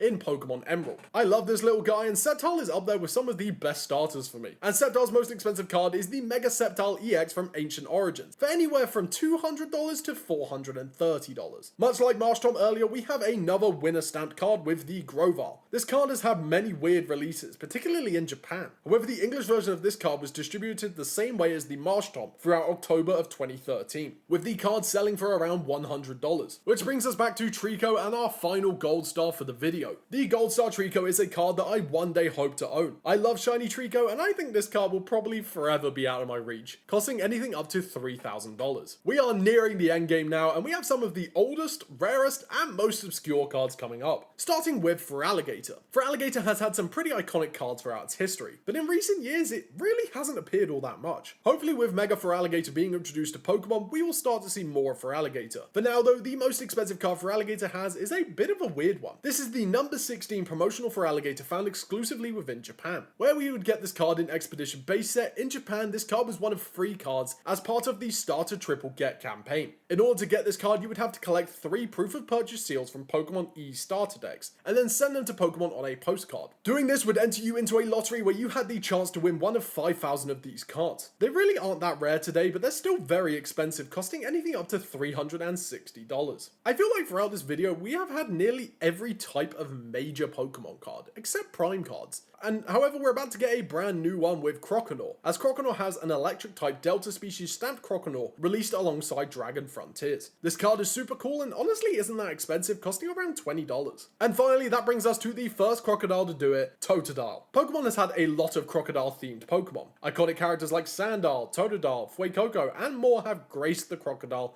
and alligator name. And Totodile's most expensive card is very fitting for the crocodilian creature. This is the 2002 Japanese McDonald's Totodile, which sells for around $40 today. 2002 was a long time ago, and as such, these older Japanese McDonald's cards have become very expensive. We can finally reach another Pokemon which we have to talk about 2 cards for, Typhlosion. Much like Samurott and Decidueye earlier, we have to talk about Hisuian Typhlosion as well as the regular Typhlosion. So let's start with the regular Typhlosion, which was really hard to find the most expensive card for. It seems that the most expensive is the Neo Genesis First Edition Holo Typhlosion for $700. But there was also another Typhlosion card selling for pretty similar. The Japanese Typhlosion from the Starter Triple Get lottery, the same as Feraligatr. Both of these cards were selling for around $700. As for the Hisuian Typhlosion, the most expensive card it has is the Rainbow Rare from Astral Radiance for $11, which is much more boring than regular Typhlosion. Does anyone else find it weird that Ash just never evolved his Quilava into Typhlosion? I really don't get why the anime just refused to evolve Ash's Pokemon. Imagine how much easier he would have had the Unova League with Emboar, Serperior, Samurott, Gigalith, and Crocodile. And I guess Unpheasant and Leavanny too. Quilava is an awesome Pokemon, but Ash definitely should have evolved it. For now though, Quilava's most expensive card is the Trainers Volume 16 Magazine Quilava from 2002. This card was one of 3 cards given out in inserts of Volume 16 of the Pokemon Card Trainer magazine back in May 2002. It's not even that expensive nowadays, costing around $50. As for Cyndaquil, the most expensive card Cyndaquil has is the Cyndaquil card found in the Chikorita half deck. The half deck was sometimes known as the Intro Pack Neo in Japan and featured various Pokemon cards that had a little Chikorita logo where the set symbol would be. This Cyndaquil card now sells for around $50. Which brings us into Meganium. I will never understand the hatred fans feel towards Meganium. Compared to some other grass types we have got, particularly in recent years, it really just isn't that bad of a Pokemon. If you're a Meganium hater, can you let me know why down below? But when it comes to the TCG, Meganium really suffers from this hatred, with only really one card hitting over $150, which is wild compared to the other starters today. The most expensive card Meganium has is once again the Lottery card, including Typhlosion and Feraligatr, which would cost anything up to $500. Bayleaf may be one of the most depressing Pokemon on the list today. I like to think that Bayleaf is a pretty popular Pokemon. Ash's Bayleaf carried the Gold and Silver anime, and most people say the whole reason they hate Meganium is how much it ruined Bayleaf. So tell me, why is the most expensive Bayleaf card only $20? This is the Unseen Forces pre-release Bayleaf, which honestly you could probably get for as low as $10 today. I feel like Bayleaf deserves a better card, and maybe now that Meganium has a Mega, a brand new shiny art rare is on the horizon. We have some really interesting cards coming up, and so we should start with the McDonald's promotional e-reader Chikorita, found exclusively in Japan. This card was part of the 2002 McDonald's Pokemon E-Minimum Pack. This was a McDonald's promo that features cards that were entirely unique to both this set and the unreleased TCG game in the West, Pokemon TCG Team Rocket Returns. These cards could sometimes be found in the game, and so having them released as physical cards within a McDonald's promo was a really interesting idea. And the best part is getting this card isn't too bad either, costing around $100. Which brings us back to Generation 1, the OGs and some of the most expensive Pokemon cards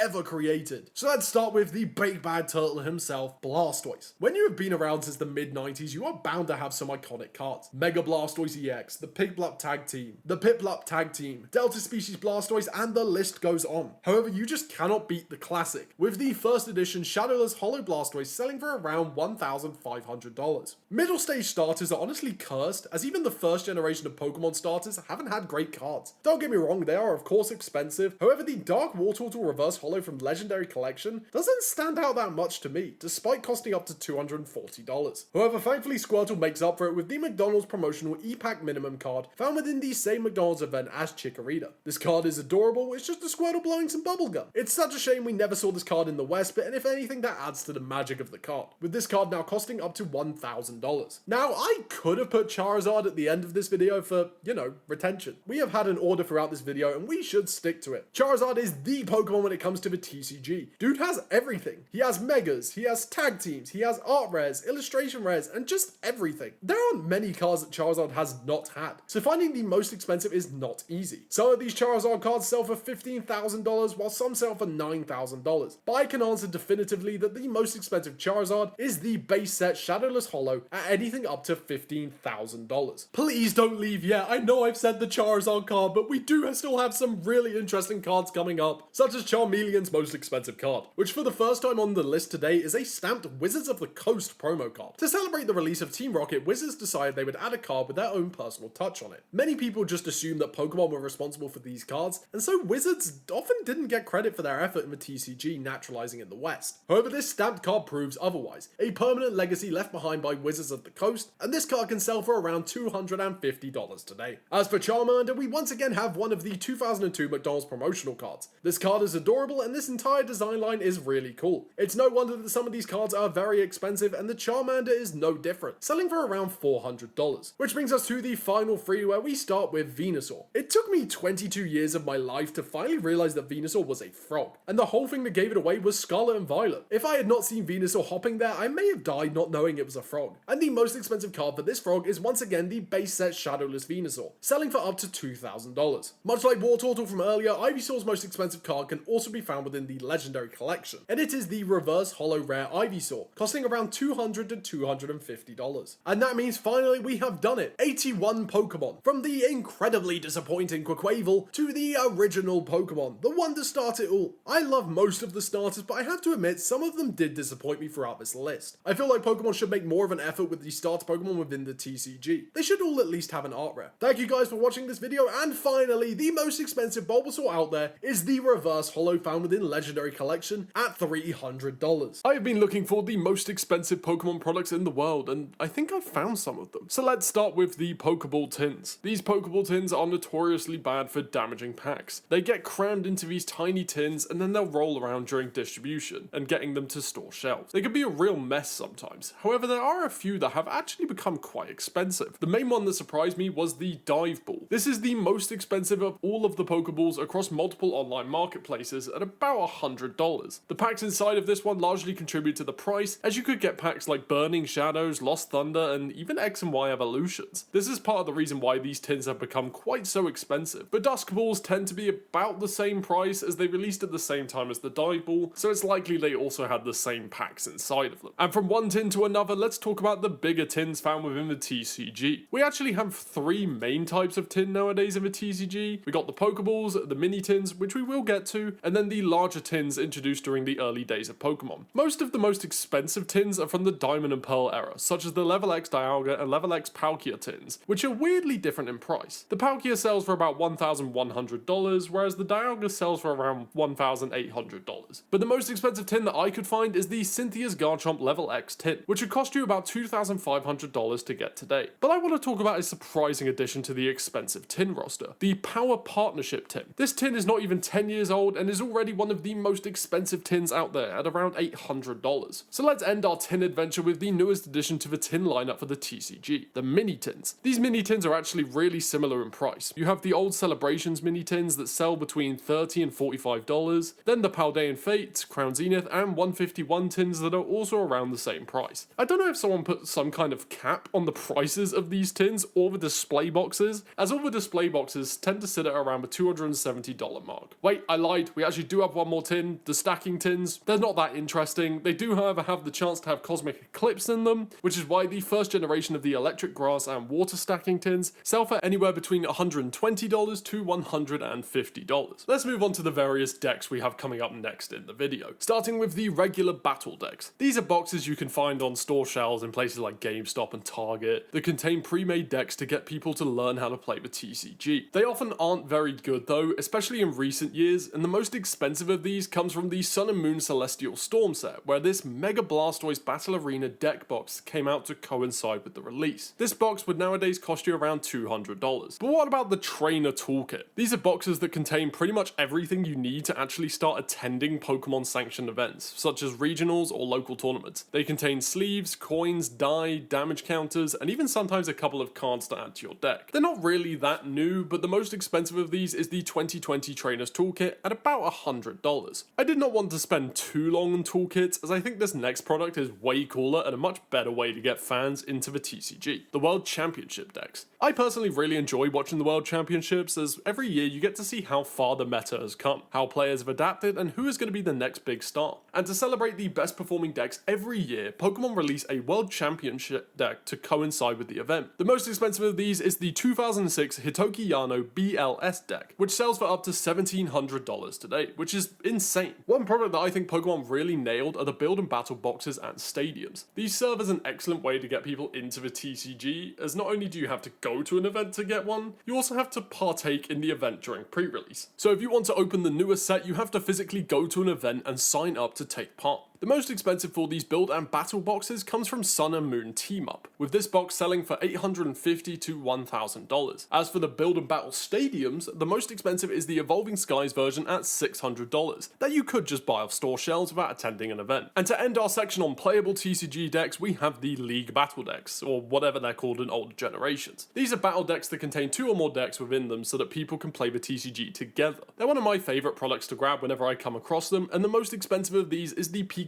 and Zekrom GX League Battle deck at $400. But now let's move into the bulk of modern Pokemon products, the collection boxes. I feel like nowadays for every new set we get a couple of different collection boxes, so I have split these up into a couple of categories, starting with the figure collection boxes. These are boxes that often contain some packs, a promotional card, and then a figure to go along with them. And the most expensive of the figure collections that I could find is the Reshiram and Charizard GX figure collection from Sun and Moon Unbroken Bonds. That would cost you anything up to $1,000 to get today. And then we have the special collection boxes. These boxes are often released to commemorate a special set being announced, such as Prismatic Evolutions, the Accessory Pouch, or Shrouded Fable and the Greninja EX Special Illustration Collection. They were first introduced during the Sun and Moon era, with the most expensive of these coming from Sun and Moon Shining Legends, the Raichu GX Special Collection Box, which would cost you about $360 today. Tournament collections are probably the newest product on the list so far. They're released to coincide with major set releases and are all based on various trainers relating to the sets they coincide with. For example, a Lily Tournament collection was released to coincide with Journey Together, or a Cyrus was released to coincide with Crown Zenith. These tournament collections are new, they're fun, and they can be pretty inexpensive. However, the most expensive of these so far is the first to ever do it, the Professor Juniper Tournament Collection, which had a chance of containing Evolving Skies packs. This tournament collection nowadays sells for around $80 to $100. Since the release of Black and White, Pokemon have continuously one up to the products they make. It started with the ETBs, and then they created full art cards. Then they just kept going and going until we got the premium collection boxes. These are boxes containing a lot of packs, as well as some exclusive promotional cards to go with it. The most expensive of these premium collections is the X and Y Trainers Collection box, which sells pretty consistently at around $2,140. This next product has one of the hardest prices to pinpoint on the entire list so far. Before we got a UPC or 2 every year, we would get the super premium collections. These were the precursors to the ultra premium collections and were cheaper to make and distribute for the Pokemon Company. It was basically just a fancier cardboard box with some promos and packs. They're pretty cool, and the most expensive of these is the Pokemon Generations Super Premium Collection, containing Mewtwo and Mew, as well as a little figure for them as well. These boxes nowadays would sell for around $2,000, but some have sold for closer to $3,000 before. Pokemon have of course got to cater some of their products though to a much cheaper audience. Sometimes it's hard to get bogged down with wanting the most expensive, bigger biggest and most extravagant products possible. It's not always about this though. Sometimes it's just nice to have a product and open it. And that is largely what the Knockout collections were for. They had some packs, a couple of reprinted promos, and they were simple and easy. They first came out back in July of 2017, with the most expensive actually being entirely exclusive to Australia. This is the Typhlosion and Meganium Knockout collection, one of very few products ever to be exclusive to Australia that could cost you about $120 to get today. Let's now talk about some of the EX, V, and GX boxes. These tend to be generation exclusive Pokemon boxes with EX in Gen 6, GX in Gen 7, and of course V during Gen 8. Some of these boxes have become really quite expensive, so let's start with the EX boxes, where the most expensive is the Pikachu EX Red and Blue collection box from 2016, which contained multiple X and Y generations packs. This box could set you back anywhere from $1,800 to $2,000. As for the GX box, the most expensive that I could find was the Pokemon Tag Team Powers collection box with Umbreon and Darkrai GX. There were two of these boxes made. One came with a Jumbo Espeon and Deoxys tag team card, and one came with a Jumbo Umbreon and Darkrai tag team card. These boxes are now really expensive, with both of them selling for around $1,500. The V and VMAX boxes would prove way cheaper, mainly because they're still pretty new. The most expensive V box that I could find was the Meowth VMAX Special Collection, which sells for anything from $250 to about $320. As for the V-Star collections, technically the most expensive is the Arceus V-Star UPC. However, for the regular V-Star Premium collections, it is still Arceus. This box was amazing. It had Evolving Skies, Brilliant Stars. It had just about every good pack from the Sword and Shield era found within it, which is partially why it sells for up to $200 today. We have done the VMAX box and the V-Star box, so now let's talk about the VMAX and V-Star battle boxes. These boxes came towards the end of Sword and Shield and contained Pokemon who had received a lot of cards during this era, such as Zeraora and Deoxys, who both had many cards added to their roster during Sword and Shield. These boxes are weirdly both very similar in price, however the Zeraora seems to just have the edge over the Deoxys, with these boxes selling for $80. And let's wrap up the collection boxes with the pin collections. Now, these ones are a little bit tougher to identify. I like to consider anything that comes with a pin collection, and this seems to be the general consensus amongst sellers, with the most expensive of these being the Mew Mythical Premium Collection from X and Y generations at around $600. And now we are getting into the good stuff. So let's start with the Elite Trainer boxes. Elite Trainer boxes were first introduced in the Black and White era of Pokemon cards and became an immediate hit with fans. They have sleeves, they have dice, they nowadays have promo cards, and they most importantly had a decent amount of packs in them. And they have become very expensive, especially for the older sets. I decided the best way to do this would be to split up the Pokemon Center ETBs and the regular ETBs, with the most expensive regular ETB being the Plasma Storm ETB, which recently sold for $12,000. As for the Pokemon Center ETBs, these are still pretty new, and as such the most expensive is the 151 Pokemon Center Elite Trainer box at about $1,000. One product I was surprised at how expensive it was the Collector's Chest. Now collector's chests have been pretty popular since the X and Y era, with a new one generally coming out every autumn across the world. However, the most expensive of these is surprisingly not the 2016 Shiny Mega Gengar one, the first one ever made. No, the most expensive is the Armored Mewtwo Collector's Chest from 2019, which would cost you $1,600 today. Which means we're now in the good stuff, the packs, the blisters, and of course the booster boxes. So let's start with an individual pack of Pokemon cards. This is the product that started it all, pulling Pokemon from your first ever pack. And of course the most expensive of all of the packs that we have ever got is the one that started it all, a base set first edition booster pack, which genuinely could cost you anything up to $10,000 if it's been weighed and it's a heavy pack. Now this of course is kind of obvious, so I did want to find the second most expensive pack as well, which is from Skyridge, which would cost you around $2,000. As for the blister packs, once again it is the base set blister, which contained only one pack inside of it. This single pack again would cost you around $8,000. Once again though, the second most expensive of these that I could find is again Skyridge. These are kind of insane, so before we get into the most expensive booster box, we have to talk about the most expensive booster bundle. These are still relatively new and have not really had time to make their mark on the Pokemon fandom, and so the most expensive at the moment is the Crown Zenith booster bundle at $120, which means finally we are at the booster boxes, with the most expensive of course being a first edition base set booster box at $193,750. Now this box did sell for around $300,000 back in only 2021 through Heritage Auctions. However, in the last couple of years that price has been steadily declining for some reason. The second most expensive booster box is the pretty rare EX Team Rocket Returns at around $65,000 from what I could find. Thank you guys for watching. If you enjoyed the video, please consider subscribing. This is the the most expensive card for every Ultra Beast. Starting with the newest Ultra Beast on the list today, Blacephalon. I can kind of understand why some people have issues with the Ultra Beast designs. They break a lot of the design fundamentals that Pokemon has spent years refining and perfecting. More often than not, they do not have defined faces, and they tend to ignore design choices that have become the standard that most Pokemon are known for. However, I still think they are super interesting despite this. The most expensive Blacephalon card is this Blacephalon GX Rainbow card found within Lost Thunder. This card is interesting as it is one of the few GX cards that would receive free attacks. Firstly, we have Bursting Burn, which would both burn and confuse your opponent. Then you have Blacephalon's signature move, Mind Blown, which would do 50 damage for every energy you took from your Pokemon and put into the Lost Zone. And finally, for its GX attack, you have Burst GX,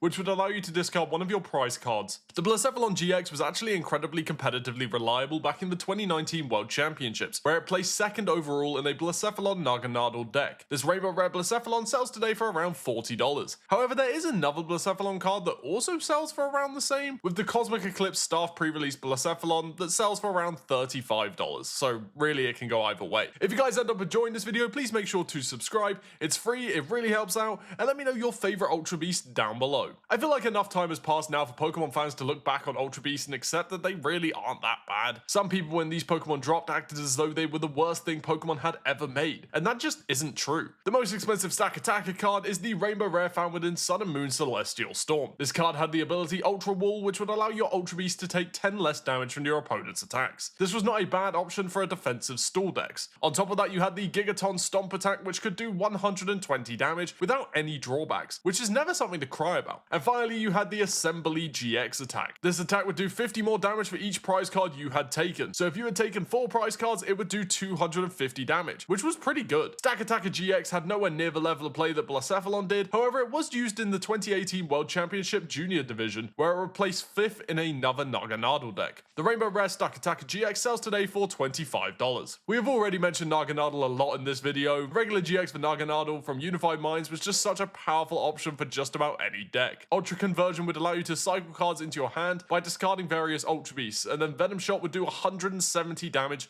to any of your opponent's Pokemon. But the really meta play was Injection GX, which would allow you to add a prize card to your opponent's prize cards, which is kind of crazy. This is the most expensive solo Naganadel card. However, despite all of its competitive success, the most expensive Naganadel is actually not this card. Instead, the most expensive Naganadel is the alternate art for Naganadel and Guzzlord GX found within Cosmic Eclipse. Now, this card was nowhere near as successful as the regular Naganadel GX from Unified Minds. However, it did still have its uses. Violent Appetite was a good option against trickle damage decks, which allowed you to heal 60 damage from this tag team if you discarded a Pokemon from your hand. Then you had Jet Pierce, which was a 180 damage attack that had no drawback. However, the reason this Naganadel and Guzzlord GX card saw any play was because of the Chaotic Order GX attack. This GX attack would do no damage. However, it would let you turn up your prize cards. And if you had 3 energy attached to Naganadel and Guzzlord GX, with 2 being Psychic and Dark, then you could take 2 prize cards. That was insane. This Naganadel and Guzzlord GX tag team card sells today for $105. And then we have Poipole, the only Ultra Beast capable of evolution. Poipole would never get a GX, EX, or V card, mainly because, as said, it could evolve into Naganadel, and this was before basic Pokemon that could evolve would get special cards. The most expensive Poipole card is the Shiny Poipole found within Hidden Fate's Shiny Vault. This card would actually hold its own within these Naganadel decks, with 2 surprisingly good moves. First, you had Spit Poison, which would poison your opponent's Pokemon.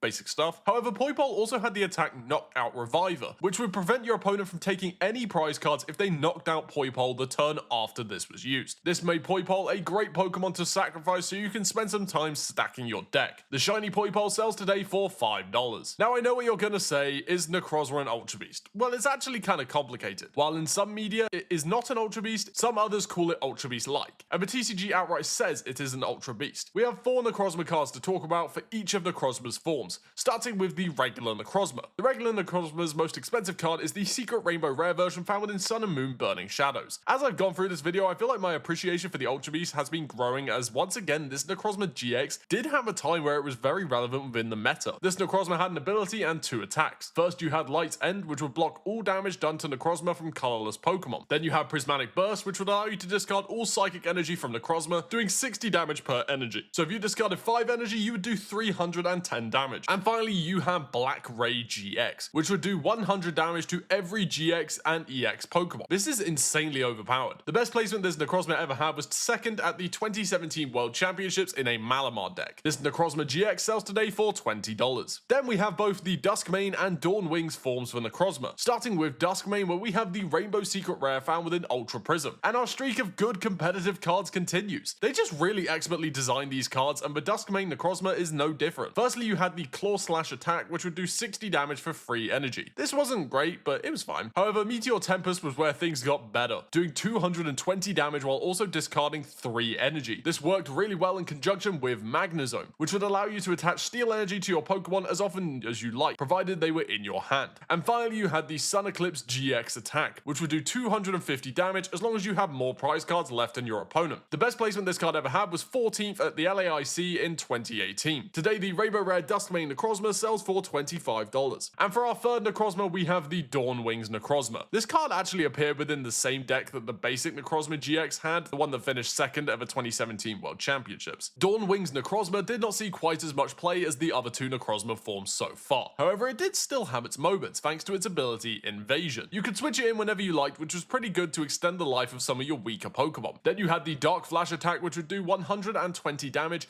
ignore the effective resistance. And finally, you had the Moon's Eclipse GX attack, which would do 180 damage and block all effects of attacks, including damage done to Dawn Wings Necrozma the next turn. This was a pretty viable option for securing the last couple of prize cards at the end of the game. The most expensive of these is once again the Rainbow Secret Rare found in Ultra Prism for $25. And finally, we have both the most expensive Necrozma card and the final form for Necrozma, Ultra Necrozma GX. This card had a lot of versions printed, however the most expensive is the gold version found within Dragon Majesty. Ultra Necrozma GX had the Photon Geyser attack, which would discard all psychic energy from this Pokemon to do 20 damage plus 80 for every energy discarded. So if you discarded free energy, then this attack would do 260 damage. This paired really well with Malamar, who was quite a threat at this point in the TCG. Ultra Necrozma also had the Sky Scorching Light GX attack, which would allow you to put 6 damage counters on each of your opponent's Pokemon, as long as there were 6 or less prize cards in play on both sides. This was an excellent option for other Pokemon that could then come in and clean up. The gold Ultra Necrozma GX sells today for up to $100. And so that means we are done with Necrozma, and it is time to head back to some other Ultra Beasts, such as Guzzlord. Now, we have already spoken about the most expensive Guzzlord card with the Naganadel and Guzzlord GX Alternate Art. So let's talk about the most expensive solo Guzzlord, which is the Alternate Art Guzzlord GX found within the Guzzlord GX box released in January 2018. This card once again had 3 attacks, and these are some of the most insane energy requirements I have ever seen. First, you had Eat Sloppily, which would discard the top 5 cards of your deck. However, if any of these were energy, you could attach them to Guzzlord instead. And you would need that energy to use Tyrannical Hole, which required 5 energy to do 180 damage. However, things got even worse with Glutton GX, which required specifically 5 dark energy to use. However, this was kind of OP, as it would let you grab 2 extra prize cards if you managed to get a KO with its attack. Unfortunately, the energy requirement really crippled Guzzlord GX, and so it was rarely used competitively. The best placement I could find with this card was 12th at the Dallas Regionals in a Turbo Dark deck, including Darkrai GX and Weavile GX. Nowadays, this alternate art promo sells for $20. And for the first time in this video, we have a card that was actually involved in a first place World Championship winning deck, with the Kartana GX. The most expensive Kartana card is the Rainbow Rare GX, which was a very viable supporting Pokemon. Kartana had 2 attacks and an ability. The ability Slice Off would allow you to discard a special energy from your opponent whenever you played this card onto your bench. Meanwhile, Gale Blade would do 70 damage and allow you to shuffle Kartana into your deck if you needed to. A great option to get rid of any damage on this Pokemon. But the real reason Kartana saw any play was the Blade GX attack, which would allow you to just take a prize card. You didn't need a knockout or anything, which is kind of insane. As said, this Kartana would be part of a first place deck containing Zoroark GX and Tapu Lele GX, and nowadays the Rainbow Rare version sells for $10. And for the first time in this video, we have an Ultra Beast that essentially saw 0 competitive play. This card was just not that viable of an option, especially compared to the likes of Blacephalon GX or Kartana GX. Rocket Fall seems like a good enough move, doing 30 damage, plus 30 for each energy in your opponent's retreat cost, but if you take a Pokemon like Venomoth GX from Unbroken Bonds, for example, then this would only do 60 damage to a 200 HP Pokemon, making it just not that viable of an option. On top of that, Moonpress required 4 energy to do less damage than most 3 energy attacks, doing only 130 damage. And finally, Blaster GX would allow you to turn up your prize cards. Most top-level competitive TCG players are able to tell what is in their discard pile on the first time they look at their deck. And and so using your GX attack to do this is just kinda useless. Unless there was a particular card that you would want to pick up from the prize cards. Despite all of its flaws, however, this Celesteela is evidently beloved by fans as it sells today for $40 near mint, which is much higher than a lot of other Pokemon on this list. As for Xurkitree, I really don't have much I can say for this Pokemon because its most expensive card isn't a GX card, but rather the staff pre-release for Forbidden Light. This card sells nowadays for anything up to around $22. However, the Rainbow Xurkitree GX is shortly behind at around $20. The Xurkitree GX worked really well with Pokemon found in the format like Rayquaza GX. Rayquaza GX would do more damage based on the number of energy attached to your Pokemon, so you could stack energy onto Xurkitree, who also had the ability Flashing Head, which would prevent all damage done to Xurkitree by any Pokemon with any special energy attached, severely nerfing special energy decks. This Rayquaza Xurkitree deck placed 4th at the 2018 World Championships. Once again, with Pheromosa and Buzzwole, both of their most expensive cards are the Tag Team alternate art found within Unbroken Bonds. This card had 3 attacks, including the GX attack. Firstly, you had Jet Punch, which would do 30 damage to your opponent's active Pokemon,